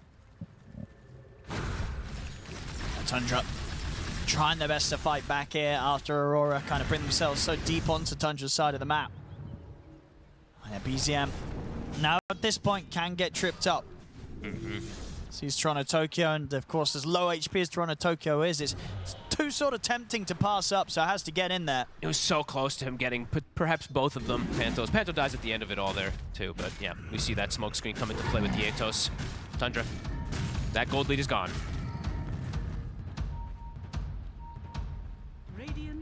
Mid one does have the Crimson Guard now, but that was like pretty much the perfect way for Aurora to do this fight, right? They take out the TB before anything with the vision advantage that they had.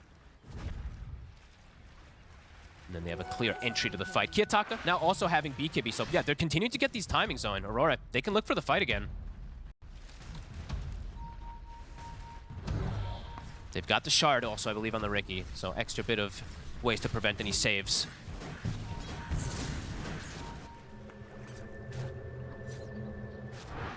And they're really trying to, I mean, they want to punish this playstyle of Tundra. They're like, no way that this can work for Tundra, right? They're farming like this. I mean, they want to punish nobody wants to get beaten by the position for Miona Nature's Prophet. Ain't nobody want to get beaten by that. They've got big timings on. Nightfall, full Revenant's Broach is done. As we said, BKB for Kiyotaka to jump forward and come in. They've got these auras to rally around Toronto Tokyo, so looking really good in this mid game right now. Tundra. Looks like they are going to look to group up. What's their next timing? I think they got S and Y for BZM. Crimson was finished. So they've got those two timings, but their timings are a little, it's different, right? Because they just have this farming Nature's Prophet, which is just an outlier.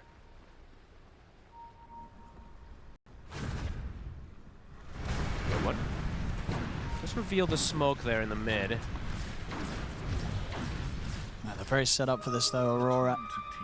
Tundra, they're going to try for the long wrap around with BZM leading the way. Head on 5v5. Sounds kind of hard. Let's see who they find. Oh, they're going to see Kiyotaka. He has BKB. Not able to get the chains in on him. Saxa ready to come over the TP. Oh, get the roar off on towards Saxa. Mira's here with the backup, but they're getting outnumbered for now, Aurora. BZM trying to dive into the tier 2 backline. Kiyotaka, but now indeed the wraparound's coming from Aurora. Nightfall's in on top of Saxa. The toss combo brings down the Nature's Prophet. They're back away from the freezing field for now here, Aurora. Tundra does not have that much damage. Aurora could go back in. Ice Pop. I don't know, two of them. They're hesitant to go back in just yet on the side of Aurora. Both teams waiting for their moment to strike. A lot was used. So you saw the wall and that roar used at the start there from Aurora. They'll get the kill. They'll be able to back away. That damage is definitely looking like a problem, Owen, from the side of Tundra at the moment here. Of course, as the game progresses, they'll be able to get more scaling items on this Nature's Prophet, but yeah, the mitigation coming out from Aurora is there. Especially if he gets the wall of the Underlord I saw there, he did have, so that atrophy aura also limiting the damage from Terrorblade. And it has been a couple of fights now where Saxa has TP'd in and got punished. Yep. Few deaths now racking up on the Nature's Prophet. Yeah, he might be getting, how much damage reduction is it? 13% damage reduction from the invading force or whatever the hell it is, but it does not protect him in BZM. Well, that's a big one to find there. He Indeed, tips soloed. coming out for Nightfall. Yeah, BZM feeling that one. Falling behind on farm and levels. Level 14 on the Ambat's top. They found Saxa. Another kill. The strat here from Tundra maybe falling apart a bit, Fog. Completely falling apart. Aurora thriving in the team fights when they've hit all these timings. I mean, Nightfall now is huge. We saw separation between him and Crystallis at the start. No longer. And Rush, prime for the taking. Game looking pretty tough now for Tundra. Very quickly after you see those fights kick off. Just showing the damage just isn't quite there. Even if the NP is starting to get some scaling, his Ember's game has been devastated now. I think they're just catching and killing him. And the problem is when you do this strat as the Nature's Prophet, it's hard to get the team play going because when you do this, you've muted your teammates. Probably true. They may have muted you as well. Radiant's top tower is under attack. So now we're also seeing, Christos, we were highlighting 6-1 at the start, having a very good time. Now we're seeing his difficulties of entering the fights, because if he walks in, he gets caught by this Darkseer. It's a lot more difficulties for him to actually do. The entry of the game was insanely good, though. I can't believe how many kills they were able to find, too, getting up to that lead, but since about 20 minutes onwards, Aurora, once they got these timings to group up, Yep, they're seeing the power of the lineup. They're getting a good hold on the game now. Mira even buying a Force Staff and then a Gleipnir. You can see it. A Gleipnir Ricky. That's Kiyotaka. Hype. Kiyotaka. It's found Saxa. Another pick. Starting to snowball.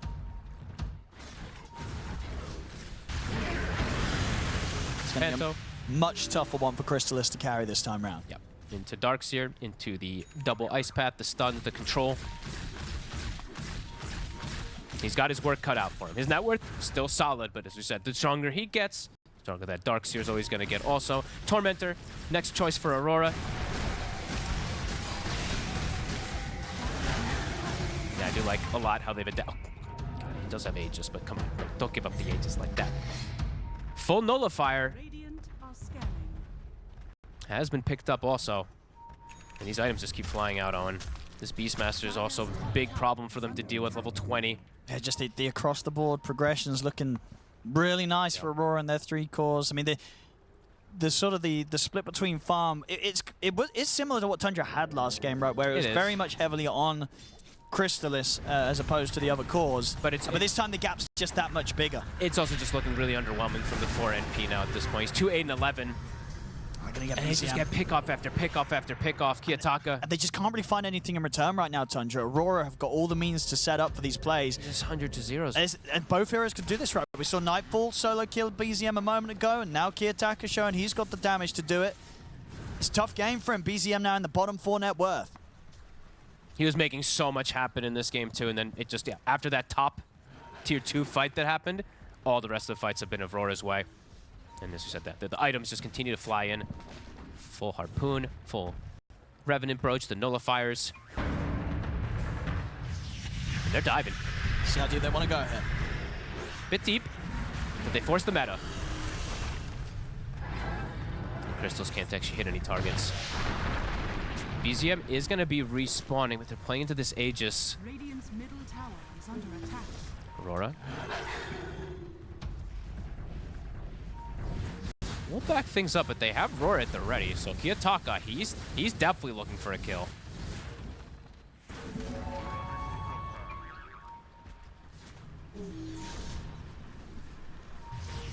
This tower. Get the Roar. Macropire laid down, it's an easy kill. Way too much damage at this point. And BZM. We get clipped by the vacuum. The bird as well coming in with a brute. Sets up for the avalanche. They'll look to wipe on. They've got the toss. Bursting through the Crystal Maiden. The buyback comes in now from mid one. Can Tundra do anything to turn this fight? The roots out onto BZM. Nightfall moving in with a BKB. BZM pops the sleight of fist. Remnant out just in time. He'll get away, but mid one left behind a second time. It's a dieback on the Underlord. Oh, and they're just tickling these heroes. They killed a Jakiro, but everybody else is more than healthy to continue fighting here. Crystallis and BZM, they might not be safely out of this yet. Toss forward. Gets out just before the Atos. These fights are nowhere close. Aurora just continues to walk right through them. That's a buyback from mid one, and it doesn't make a difference at all. They killed Jakiro, but that's just it. Aurora, you get the tower. They're starting to get crushed on Tundra. Yeah, I mean, they've been starting to promising looking early game. One that was going even better than their early game in game 1. It's an absolute roadblock. Yeah, literally after the 20-minute mark. That's just been Aurora. Right when they grouped up, when they fought around, rallying around the Beast timing and the Darkseer. Yeah, they've been thriving. Crystal is still 7-2, but as you said, this is one of those games where it's looking way, way more difficult for him versus all these counters. That's a heavy game to carry. Very, very heavy one. He has to carry an NP4 who's going to I mean, as I said, people are gonna definitely breathe a sigh of relief right now for the pubs. I am, honestly. Yeah, I am a little bit. I mean, you were like, I want to play this, and now you're looking like, I don't want to play Maybe this. I want to play. I was already playing this, you know. Maybe that's the thing, you know, they removed all these replays from the pub. Saxa, he's been watching my replays. I'm so sorry. And now I mean, it's crazy how much they were able to get early, and then, yeah, it fell off a cliff completely. That's the biggest definition you can really say of it is Aurora. Items just, yeah, they keep flying in. Blink now for Nightfall. Almost a refresher for Kiyotaka. Lotus Orb on Toronto, Tokyo. The cores, yeah, keep getting these big pickups. And for Tundra, it's starting to only really be Chrysalis who's getting anything. Radiant's courier has been killed. Radiant's middle tower is under attack. See how much Aurora wants to force, because they probably do feel how strong they are in these next upcoming fights. The catch mid They're one. going to find mid one under the tier 2. More than enough damage. Then for a minute. Oh, and top, they've got information. They're on the hunt for Saxa again. Hello. And they've got him. Oh. They don't got him. No vacuum up yet. Just kidding. Heads up TP. Radiant's middle tower. Towers, though, they will put the claim with the 2 cores. Those are taken out as they're going to hunt the sides. Chrysalis. They get the jump on him. Is he going to be able to get out of this? But the Mansa, but the BKBs are coming out from Aurora's. They'll attempt to try and chase him down. He is speedy. They've got another blink up in 2 seconds. He's going to be fine. They're hesitant to chase the Sunder. He's thinking about trying to fight back at Chrysalis. The Roar! The Roar comes in! They catch him with the Roar. Can he get the Sunder off? He can't. The stun's long enough for him to get taken out. Saxa's trying to kill off Kiyotaka, but he doesn't have enough damage on his own. Caught in the smoke screen as they'll turn their attention over towards Saxa. He'll sprout himself. He's dead. BZM gets away. It's getting out of control here. Everyone else is dead. Everyone else is dead. They can't touch these heroes. A nice attempt there to turn for the Sunder play, but not going to be the case. Kiyotaka is going to throw him the tip. And that is a full refresher on this Beastmaster. And one of the earlier level 25s I think we'll see. He's got it already at 35 minutes on this Yeah, Beast. this is some wild timing. Nightfall also, level 25. Yep, 35 minutes in. Yep.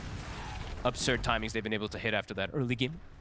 And yeah, it seems like a long, long distant memory of when Tundra was able to find much of anything going their way this game.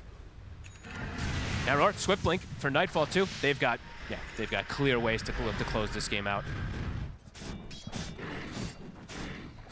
Okay, attack up. BCM out in time. Now, he's just styling now at this point on Kiyotaka. Dire are Just pretty much walk around, kill anyone. Yep. Especially if we catch them solo with the double roar. He might even be able to kill like 2 heroes easily Yep. if he runs into them, just because of this double roar, double BKB. Is this the first Glype near Ricky, by the way? Did we actually get that stat pulled up? We should be able to get that. I was blind. But it feels like it might be the first one. You can definitely see the merits of it for something like Smokescreen, but it definitely is funny. Okay, Second one, we had okay. another one. And it did lose the other match. It did. Oh, so maybe an omen. Oh, I must have missed that game. I've tried to catch most of them. Oh, man. BZM sneaks himself out of it. I mean, for Tundra, honestly, it's gotten to the point where it's like, all right, guys, we just need to hope and pray that we can get to this type of crazy scaling on NP and TB that, I don't know, somehow that'll end up working. But Mira's hunting him down. Aurora has all these answers, and they are truly hunting him again. They're gonna find him. Kiyotaka, 3, 2, 1. Easy kills for him. Well, they tried something different this They time. did try something different. It worked at the And start. I'm all for it. But It's been entertaining. yeah, it fell apart super quick as Aurora, understanding how to play Vorsa in Nightfall, might just find another catch. BZM. Whoa. He's up on the cliff. They don't know. Shh. Uh-oh, someone knows. Yeah, They Mira's pinged gonna be it. able to jump in. Kiyotaka pinged it. He's like, he's up there. Godlike now for Kiyotaka. Owning this Tokyo. game with the Beastmaster. He's Toronto, ready Tokyo. to just mess around with mid one. Everyone trying to get out through the Fiendscape. No vacuums there, and the Raw once more. Not Kiyotaka. even needing to use Refresher because he's 25, so it's got pretty much 0 cooldown. Really love to see from the Beastmaster.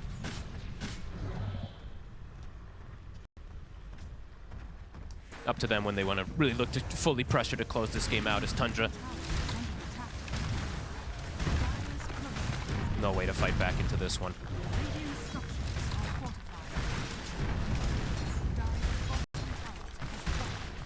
See what they do. What can they do to stop this push? Sack the racks, split push. Let's see if they even, I don't know if they want to try to contest this by any means. No mid one, no BZM, that racks will fall. They're probably going to lose the second racks too. Kiyotaka's pushing, and they're even setting up, so Crystallis, can he get his way out of this? Mira's already here for him. Body blocking him. Is there any way to play out of this? He's completely body blocking him. See how long he can live. Can he make a Sunder play? Oh, Nope. he can't. The vacuum's there, dragging him back during the cast animation. BZM. Meanwhile, in the mid, Kiyotaka, he's got the roar into the second one. Hey, this game is just Totally over. It's been totally over. My Kiyotaka, goodness. he truly is styling, though. Love to see that he goes for that solo play. It's been a pretty wild game.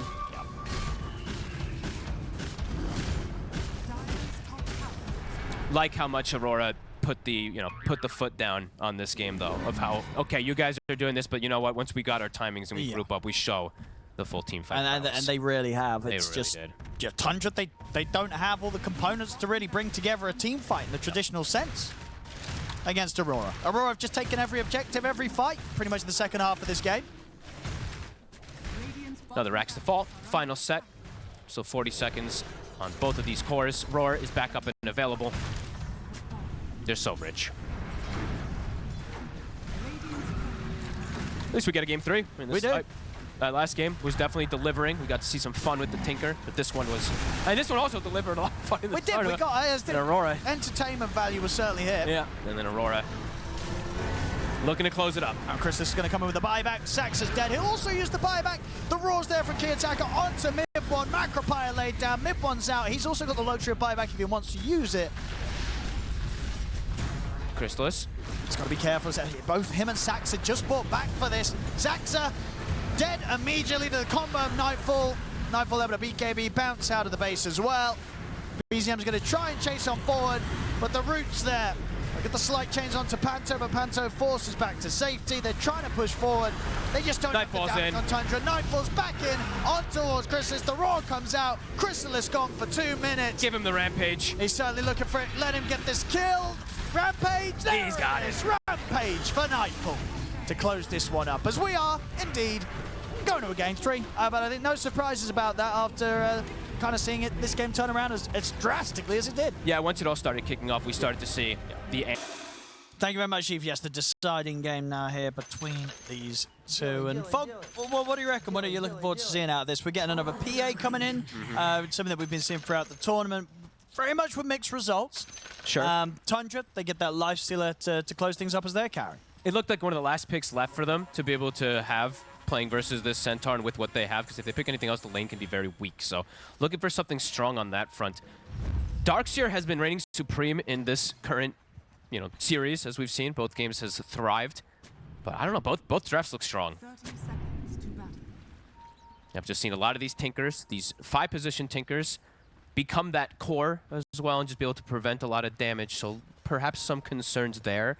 Because what Jenkins was saying, the Centaur versus Lifestealer, if it was in a vacuum and there was like a worse 5 position, then I could see maybe he touches the Lifestealer. But with Tinker there, I bet Chris is just set up to completely free farm on this Lifestealer. But there's going to be BKB piercing disables, as they mentioned. The Tusk is always going to be there in the game. Later on, we'll see some more answers. And yeah, let's see how this all goes down. Really curious to see what we've got going on here.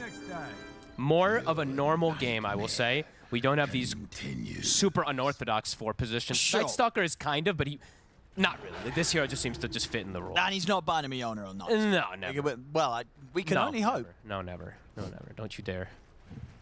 Yeah, and it's a hero that can be very annoying versus these saving heroes. So what I was seeing during this drafting was a lot of these, big brain kind of one-upping things that they were going for there. I've seen this Tusk picked so many times now versus Beastmaster. Actually, Kiyotaka gets the boar lasted. That's rare to see. I've seen this Tusk picked versus Beastmaster a lot of times as a save.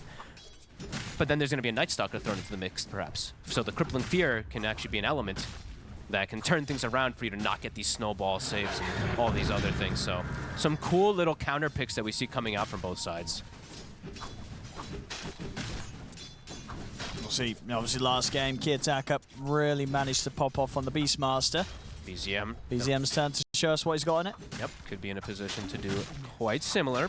Kiyotaka, though, definitely was styling in that last game, as we saw. He started to truly feel himself as he was going for these solo plays over and over again. It was fun to see. Already seeing the lane, lane pull shenanigans, double melee bottom, wanting to get that wave behind the tower. Crystallis will do the same. Saksa. We'll be all right. Soon to be level 2. He's got the salve. He knows that the harassment is going to come. Ensuring that mid one gets a lot of extra last hits up here at the start. So 6-1 at the moment on this Darkseer. They're playing in the lane.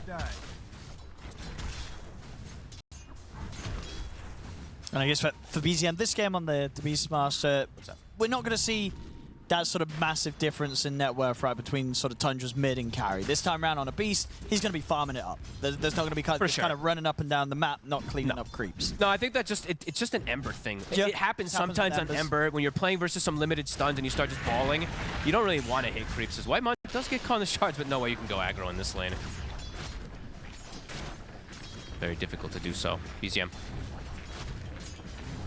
We'll get that water rune fill up. Kiyotaka also will not be able to, as Saksa getting aggressively this time round. Fairy Fire Stick. He's going to be fine again.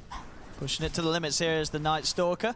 So Kiyotaka, I'm going to keep tabs on this as much as I can too, because this is what I've seen so many of these Beastmasters do, where they can just dominate the lane. Crystallis, they're actually getting aggressive onto him. He stepped up too far. They got him. First blood for Toronto Tokyo down here. That is not supposed to happen. 4 CS on Toronto Tokyo, and they get the setup. Beautiful play from Mira. BZM is doing the boar micro thing, so gonna have to keep tabs of Kiyotaka, how much he can actually refill. Because that's how these beasts have taken advantage of the lane. They just out-resource you, and they constantly keep taking away those water runes. I cannot believe they actually get that kill, but with a Tinker behind. That's the big thing. Another boar, and another one.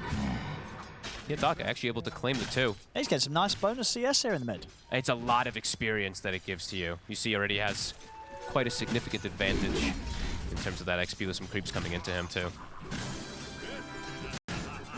It's three boars he was able to claim. You usually don't see them give up much at all. Very cool stuff coming in from him there. Mid one. Aggression on top. And they got the vacuum. It's the ion shells. Trying to trade back, but Midbon's getting very low. Has to try and stay hidden in the trees. Nightfalls. Get the jump forward. Saksa's ion shell. Saksa, they get a good dual breath as well from Panto. They're down onto the both of them. The stick charges come out though. Tundra will take the kill first. Nightfall. And they get the PA as well. The iron shell damage. Nightfall, he's trying to run, but there's nothing to jump to in time. He's gone. Saksa and Midbon very nicely outplaying the two of them up top. The bait play, oh, you're going to kill this one, and then the secondary ion shell gets put out, and you're like, oh my god, this overwhelming damage is starting to add up. He still had a ton of stick charges too on mid one, and Panto returns up here, but mid one, dive this. He's full HP. They can pop the glyph. They're going to look to continue some pressure here. Second ion shell is up. He'll put it on Saksa. Panto taking a lot here. Whitemon as well, coming in to help out to make sure they can kill Panto off a second time. TP's coming in for Aurora though. Saksa. Shards will grab him. He won't get out. So Nightfall at least able to pick up something at the end of it all. Nice shards, like sucked him into them there. That was a nice little positioning there. So you are seeing already, Whitemon, as Jenkins was talking about, sorry, Lizard, they're saying just leave the lane at some point. It's a lane that Crystallis is set up to completely free farming. He did die in a pretty unexpected position, but now you're seeing the movements. He's going to start getting those stacks going. And the lanes at the moment looking very good for Tundra. Usually Darkseer can struggle at times in the laning phase. This is not one of the lanes that's set up for him to struggle. Absolutely Vanguard's already done. Pretty much no way for you to bully him out of this one now. Yeah, it's just been some really good aggressive moves from Saksa to try and push that duo to the position where they're getting the chance to win those trades. It's a really good Night Stalker game too, when you look at it in paper. Being able to silence up and control the Pango pre-roll, being able to prevent the saves from the Tusk, as we were mentioning before. Aurora looking to strike around mid. How close is Kiyotaka to 6? Not quite there yet. BZM is actually going to get it first. And he's high-fiving him. He knows they can't go on him. He's got dare you to dive me. I have a Tinker behind me.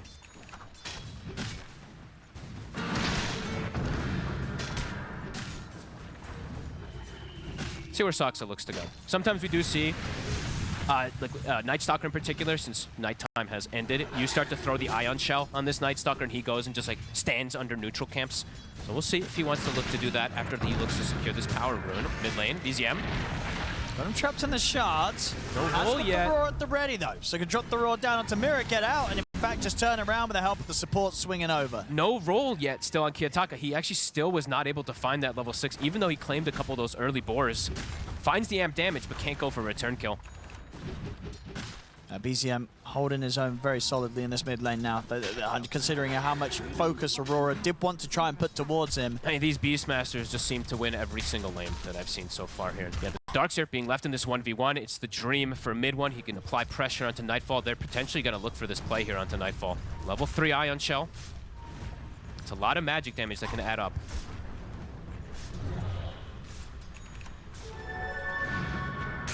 Jungle looking to pressure Wyman. They've got the roll right next to him. BZM, is there anything you can do to help out? I mean, Kiyotaka trying to get the angle to find Wyman again. We'll have him. They'll have to sack somebody, and it looks like it's going to be Kiyotaka. Can he play his way out of this? Get the shield crash off. Does he get the chance to live long enough for a swashbuckle after the silence? He can't. He doesn't. Look at the sneaky play, though. Panto and White Nightfall will take advantage of the moves, instantly move toward the Shrine of Wisdom, so they'll be able to claim the 2, sacking Kiyotaka for the play. I think Tundra's okay with this. These lanes are looking really strong. Of course, the supports will be a little sad, but these are greedy supports that are able to catch up.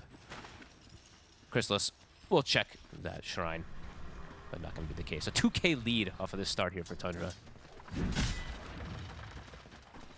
Dire's middle tower is under attack. Back up top. Nightfall. The lanes just, in general, getting a bit tougher for them to show up to. I think they keep 3 up here now. Bring Mira. Then you actually can potentially have kill threat, and they're going to bring the swing. Saxa for Saxa. And with the jump, they get the chance to take him down. And mid one, too. Get the shards out. They've trapped him. He's attempting to surge away. Oh, the Lotus. They're going to have him. Stampede comes into play. He'll drag them back with the... He finally goes down. Takes an awful long time to do it, but they do get it eventually. I love that move, though. I like that Mira now recognizes, like, why am I going to play around a Centaur? I might as well just start making moves, secure the farm for my PA. Even swing Kiyotaka. Starting to reestablish that laning phase nicely here on the side of Aurora. Bottom, seeing the rotation. There's no roar for Toronto Tokyo. There's no Stampede. He can get roared up. It's decently tanky. With the birds coming in. TP out might make it happen. Does the bird... It's caught at the last moment there.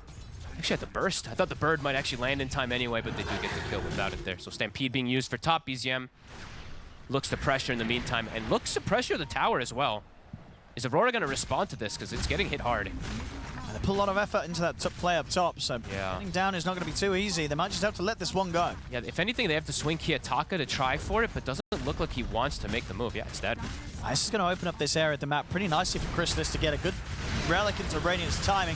Top lane, the aggression continues. They get the chance to dive in, catch Saxa. These stacks, they're trying to get access to them on the side of Aurora. That's probably why they're ignoring bottom. They want to take this top tower out and be able to take some of these away from the Tinker. But it's not easy to contest Tinker stacks versus the March. Also with the backup of the Darkseer. Maybe hesitant for them to actually full commit into this area. Wyman, gonna start clearing them out with the Ion Shell. Radiant's middle tower is under attack. And like you said, yeah, Chrysalis set up in a position to get a very good Radiance. Yeah, he's chilling down there. Truly chilling. That's why they picked it. The same to his head for Nightfall, right? Nightfall getting a lot of space with the additional help that he's had. Absolutely. Mira checking stacks. You see he places a deep ward on the Tusk, trying to get some information since he's playing versus a very farm-heavy lineup of the Beastmaster plus Tinker, plus Darkseer. Literally 3 of the biggest neutral hitting creeps that we've seen in the early game. Kiyotaka is invading. They'll throw Macro Pyre to steal stacks. This is going to take pretty much the entirety of this one between Kiyotaka and Panto. Got that entire hard camp. Nice play. And it's not even committing either. So now they can potentially look for another play with the Rolling Thunder too.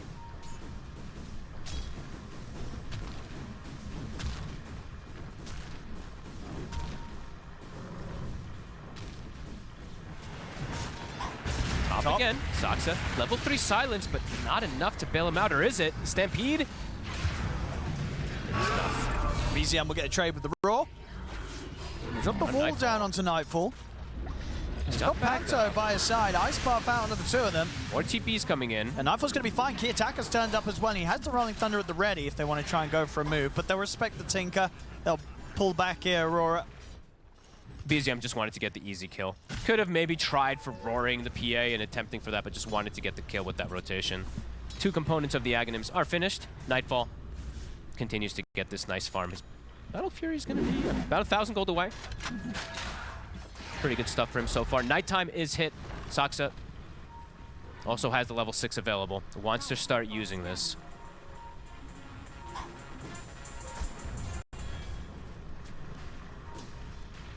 How's Toronto Tokyo doing? Almost has his blade mail done. He's gonna go standard route for the Centaur. Mid one is doing the same build that we saw him do last time. He's rushing the Crimson Guard. Just really likes to play with it when he's playing versus a lot of physical damage. Looking to go for the mid tower here. Saksa also scouting behind. They're looking at Chrysalis bottom. They have the punch, so they have the pierce through the rage to get the infest off. See, he's got backup coming in here, Chrysalis. They're able to infest into the creep. Nightfall jumps forward. They want to try and kill him off through it. They'll get the catch on towards Whitemon instead with the Rolling Thunder. Dagger in. They've cleared up the creep. And the Rolling Chrysalis. Key attacker continues to stay on target as they close in, surround the Lifestealer. They'll kill off the both of them. Fantastic move there. Baiting him to jump inside the creep. They've got more than enough to be able to chase it out there. Aurora, heads up moves. 9 to 7, getting great kills now around the map. Even looking to perhaps defend mid. BZM. Is he wants gonna the commit? tower. He wants to commit for the last hit. But the Macropyre is up. They'll get the roar off. He has died for that attempt for the last hit. They're giving a lot of kills here on Tundra. Hemorrhaging all over the place. And getting these towers now, Aurora. They're able to push back down on the bottom lane, take this tier 1 here for Nightfall. And that's the Battle Fury done. So great timing. I mean, these last 2 or 3 minutes from the side of Aurora have been beautiful. Denying away some stacks, defending their towers, and making their own aggressive move. And continuing to. I mean, Mira, level 4 tag teams online. Looking for another potential catch.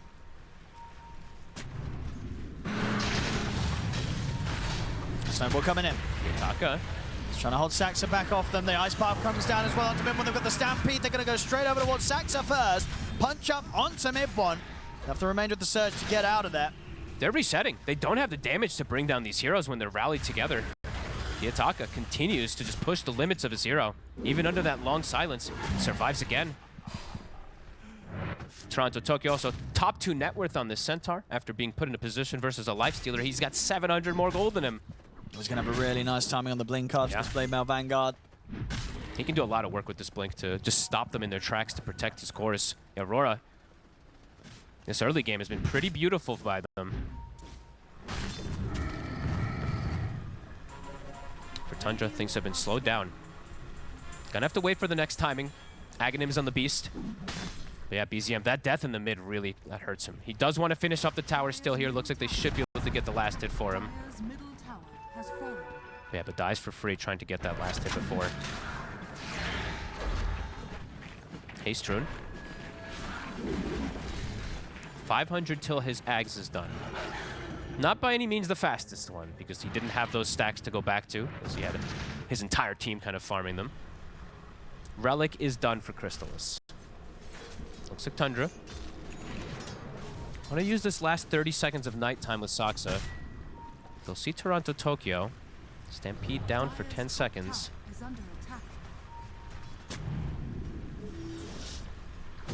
They're going to try for it.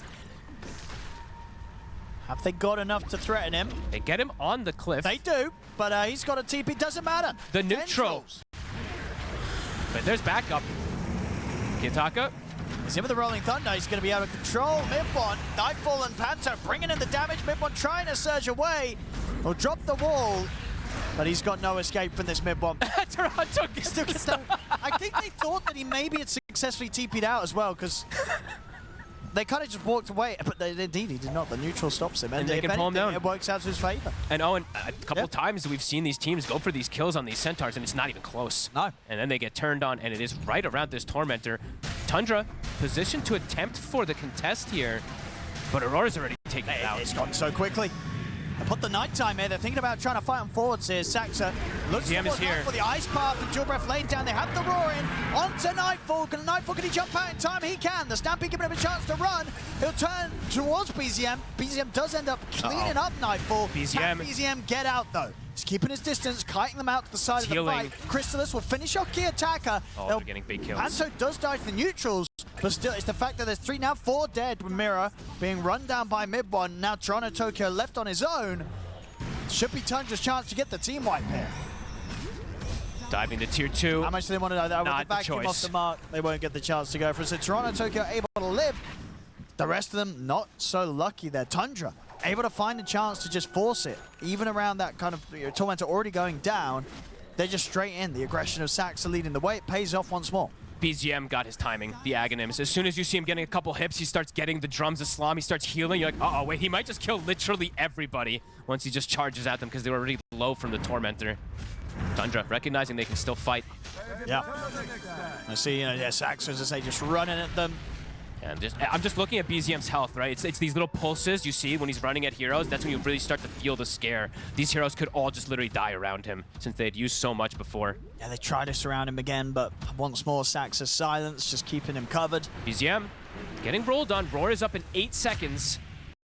And it's got the backup of mid one, and the wall is up. Roar in 5 seconds. Whitemon's ready to help out as well. Aurora, they're in a rough spot here. It's Toronto Tokyo. Can he get out again? He's still pretty tanky. Maybe the attacker's rolling thunder coming into play, but there's the roar from BZM. Holds Key Attacker in position. Crystallis jumps out with the Infest. Key Attacker, can he get out of this? Swashbuckle to the side. He's getting chased out. Crystallis staying on top of him. Key Attacker dead again. Panto, TP put to an end there. Everyone finds it with a vacuum. Tundra taking these team fights back to back. The sustain in that fight's insane. BZM drops to 200 HP, and then he's at full HP out of nowhere. He also crafts the Essence Ring. I think he had the tier 2 saved. He makes the Essence Ring during the fight, gets infested, and we just see all this surge of healing come toward him. I think a Holy Locket also thrown onto him, plus a Healing Lotus in the midst.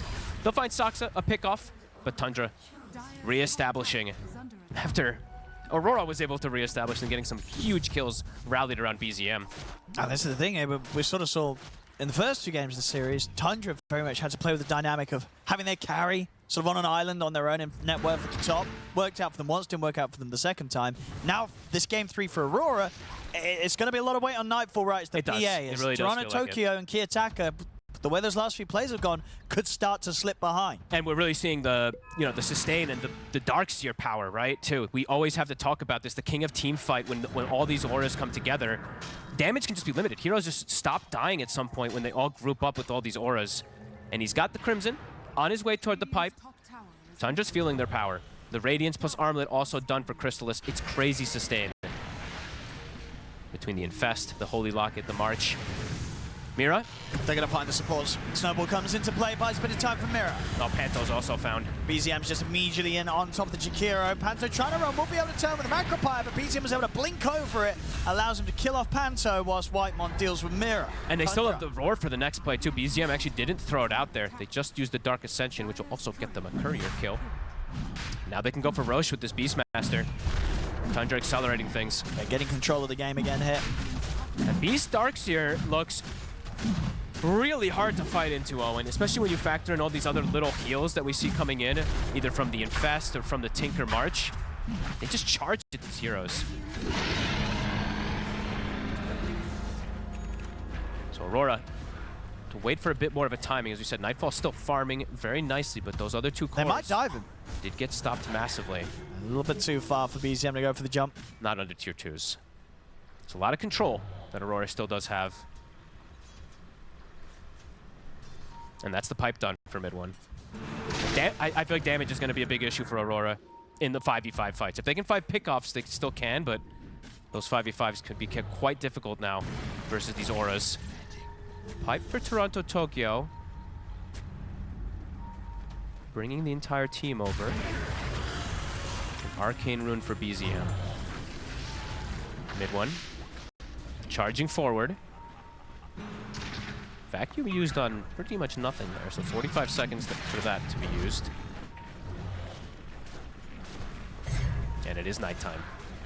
Tundra looking to play around this night power.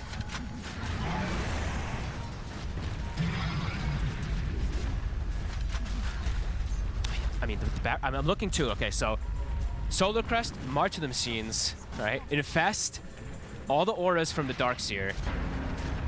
Definitely difficult for Aurora to pierce through all this at this mid game right now until they have another big item, perhaps on the PA.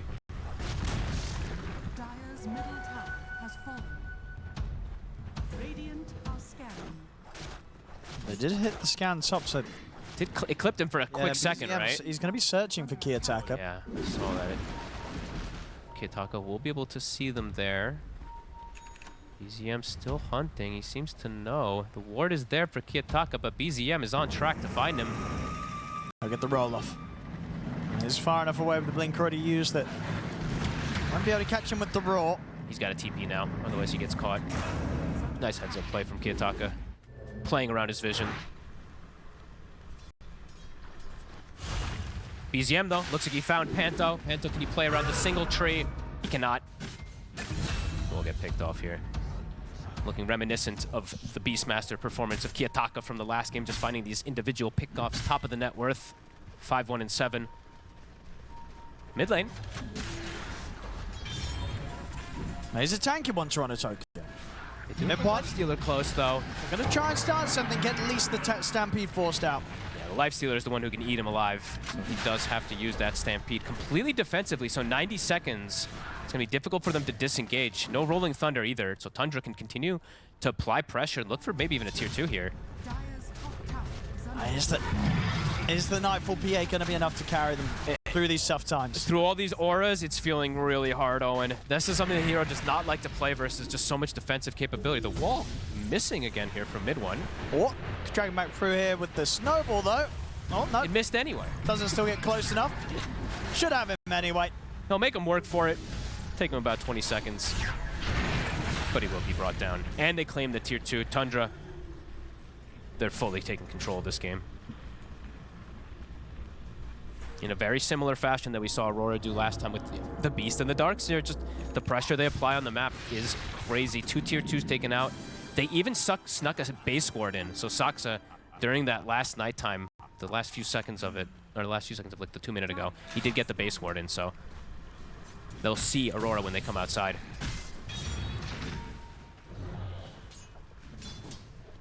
Yeah, and cool to see this, you know, this build too. The rise of Ghost Scepter. I think they're recognizing Aurora's damage. It's a lot of physical. Yes, they have magic that comes up from Jakiro, but it's mostly that physical damage now. Yeah.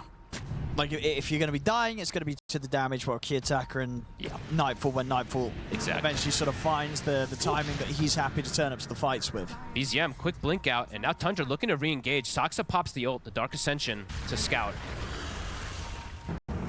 Kiyotaka. He's going to roll. They've got a roar. He does get a big barrier. He's going to be able to keep rolling. He's out. And that barrier pretty much saved him. I think he got like a 800 or 1,000 damage barrier. So roar was used, but so was roll. Gosh, yeah, it's just a question if you're going to be able to see this PA jumping in and killing a target. Someone. Exactly. And killing them in time, right? Yeah. Eventually, yeah, sure, nullifiers and all that, but that's a ways away. So we'll see. Because when I see like a single target hero like this trying to focus down versus barriers, it starts to become very problematic. If you can't kill them in that, you know, first BKB usage, things definitely can get quite scary. Speaking of BKB, BZM has one. Aegis reclaimed, amp damage in his bottle. And this Tinker too, always have to talk about it. We don't get to see it as much in the 5 position anymore, but Whitemon is starting to become that core. Only about 1,300 behind the Pango. And then he can get those other auras that they're lacking on top of that Solar Crest and Holy Locket that he has.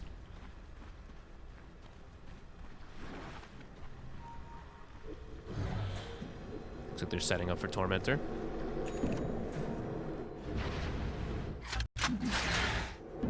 Mira, Aurora, they're scouted too. They saw everybody inside the mid lane with that ward that they had placed before. So I know it's going to take a very long time for Aurora to get out here. Sending the courier through. The Helm of Iron will. Radiant's middle tower is under attack. A couple more seconds and it does come up. Aurora looking to make their own move around this Tormentor move, perhaps, but unable to find anything here.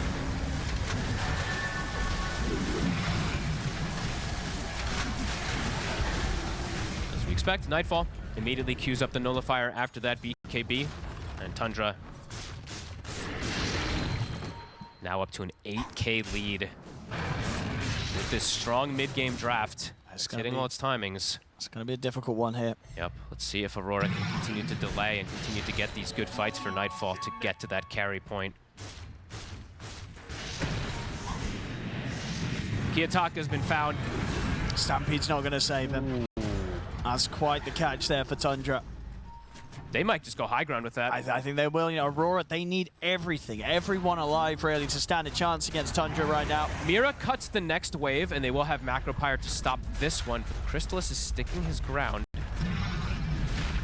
There's no glyph. Try and get much damage as they can before the backdoor protection kicks in. You know, and there's no glyph, so they can just commit forward for this tower here. They'll get it. They can keep going. Is the backdoor gonna kick in before they get the racks? This backdoor's taking some time. Not on Tokyo. Toronto, no stampede. He's gonna live. Backdoor kicks back in. But by the time it kicked back in, the top wave's moved in close enough to take it away again. Ooh, nice and fast over the shards. Jumps inside of mid one. Kiyotaka wants to chase. Pretty speedy though. Drop the wall down mid one. It's just not an easy chase. Look at the angle on Saxon, so maybe they can try for the Night Stalker. Go Scepter. Catch him in the shards. Mid one's, he's looking at potentially turning back in on this. Catch him in the stun though. Still there, the Aura's mid one perfectly fine. Crystallis not going to be able to find a target whilst the snowball save comes in. There's a roar. Towards Mira. Nightfall. Indeed, he's just found the PA straight away with the roar. Commits with the BKBs, looking for Nightfall. Nightfall will be able to blink out in time. But the vacuum there on the three of them from mid one allows them to take Toronto Tokyo out. The fight falling apart again here for Aurora. They have to get back. He does no damage, Owen. Even with him just focusing on targets with Nemesis Curse, we see those auras come into play. They have the answers for this PA right now. The Ghost Scepter too. Mira, again, cuts the wave, so he's trying his hardest to prevent that push. But range racks did go down. Tundra getting more momentum their way. It's just looking impossible to take the team fights against Tundra right now. Full 5 fights, yep. It does feel very difficult if they don't get them. You know, at least get a first initial pick-off versus all this sustain. Yeah, Whitemon even. He had the Mac execute and then he's just bought the Ghost Scepter because, yeah, they're just recognizing it's all physical at this point. BZM. Look at Mira. He's literally just trying to cut waves as much as possible. They seem to know where he was. Yeah, he blocked the ball for a second. The ball got blocked. They had a sentry too on Whitemon. They may buy a gem pretty soon just to control map with the way that Tundra has control at the moment. Looking for that final tier 2. Have more access into the base. Roche is up. They are positioned for it as well. Dark Ascension is at the ready. 1 minute until nighttime also. Tundra.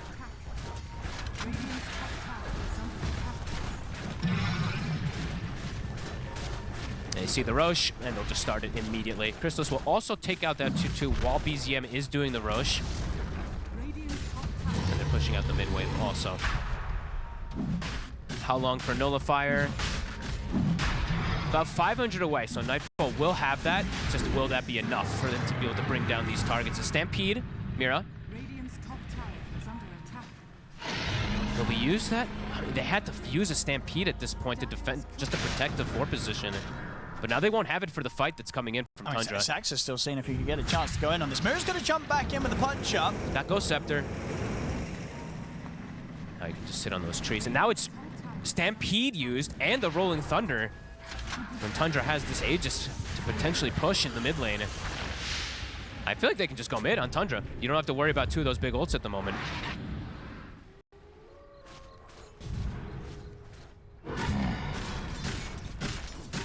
Can they formulate defense with their limited resources now? No Stampede, no roll. Can they push Crystallis off of it, who is about to have a full AC finished up versus all that physical damage as well? The fortification now. It's the Nullifier. For Nightfall. Stun The comes hoof in. stop. Trying to full commit. They're trying to go completely on the line. Roar. Can they kill him? They can't. Crystallis, he's perfectly fine. Infest into BZM. He can walk that off. They tried to go for the opportune play because the rage is down. He's stuck in the shards, but he can infest over it, and they weren't even close to bringing him down anyway. That's the BKB from Nightfall. Another jump. Crystallis just turns his efforts over towards Toronto Tokyo on the side. Saxa finds Mira, forcing the Tusk to back up. Buildings starting to get sieged. Still 3 minutes on Aegis. Roar in 30 seconds. Tundra's continuing. They've got the sustain. They're going to get this tier 3. Ults should be starting to come back up, both the Rolling Thunder and the Stampede. Is it enough to push Tundra back? Still continuing here. Attack's ready with the Rolling Thunder. He's going to get in. Gets the angle here on the two of them. They have the follow-off Hoofstone from Toronto Tokyo. It's enough to bring down Saxa. Can they get any of the bigger cores, though? They're trying to turn towards mid one and Crystallis, but Crystallis, he can just look towards Toronto Tokyo. Toronto Tokyo will get out just in time with the Stampede himself. But outside of the base, Kiyotaka caught by BZM with the Roar. Get out of this, he cannot. The vacuum controls him afterwards. He's out for 50, no buyback. They have too much sustain. Everyone's full HP. Sure, you can bring down one of the targets with your ults, but you just expended everything to go for just a 4-position Night Stalker. BKB 10 seconds for Nightfall, but structural damage is there. Another racks to fall. They're just taking objectives. Yeah, looking like just a little bit too much for Nightfall to be able to carry on his PA. They're just too tanky, Owen. Tundra continuing the push up to the top set. BKB is up for Nightfall. No Pango, though. They try him with the wraparound. Mirrors him with a punch. They're looking towards the Darks here, but Nightfall does not really want to commit quite yet. He's holding back. Mira's going to get caught and killed outside the base. They just can't find a way to enter into these team fights, Aurora. They don't have the damage by any means. Roar back up in 3 seconds as well. A full Shiva is delivered for BZM now to continue this push. They still have Aegis 2 minutes. There's the buyback from Mira. Toronto Tokyo. Some of the Hoofstop on towards Whitemon. Crystallis looks towards Mira. The Roar from BZM holds back Nightfall during a good amount of his BKB. Mira's gone. A dieback on the Tusk. Nightfall tries to jump over towards Saxa. The Rolling Thunder Kiyotaka comes to an end. He has to swashbuckle back. Crystallis, who can turn his attention back over towards Toronto Tokyo with the rest of the team. If they kill off the Centaur, him and Mira both without buyback. BZM, he's jumping in for more. Up beyond the Ancient, killing off Panto. They're looking pretty much done here, Aurora. They're running out of options. He got pulled back in. It's going to get caught by the root. The vacuum as well. He's out. No buyback on him. Kiyotaka dead again. It's over. As this game, this series, it's over. GG's called. Tundra will be the ones moving on as they knock Aurora out 2-1. This approach just seemed way too hard for them to do anything. As soon as you started to see all these auras come up, the sustain, honestly, Beastmaster plus Tinker plus Darks.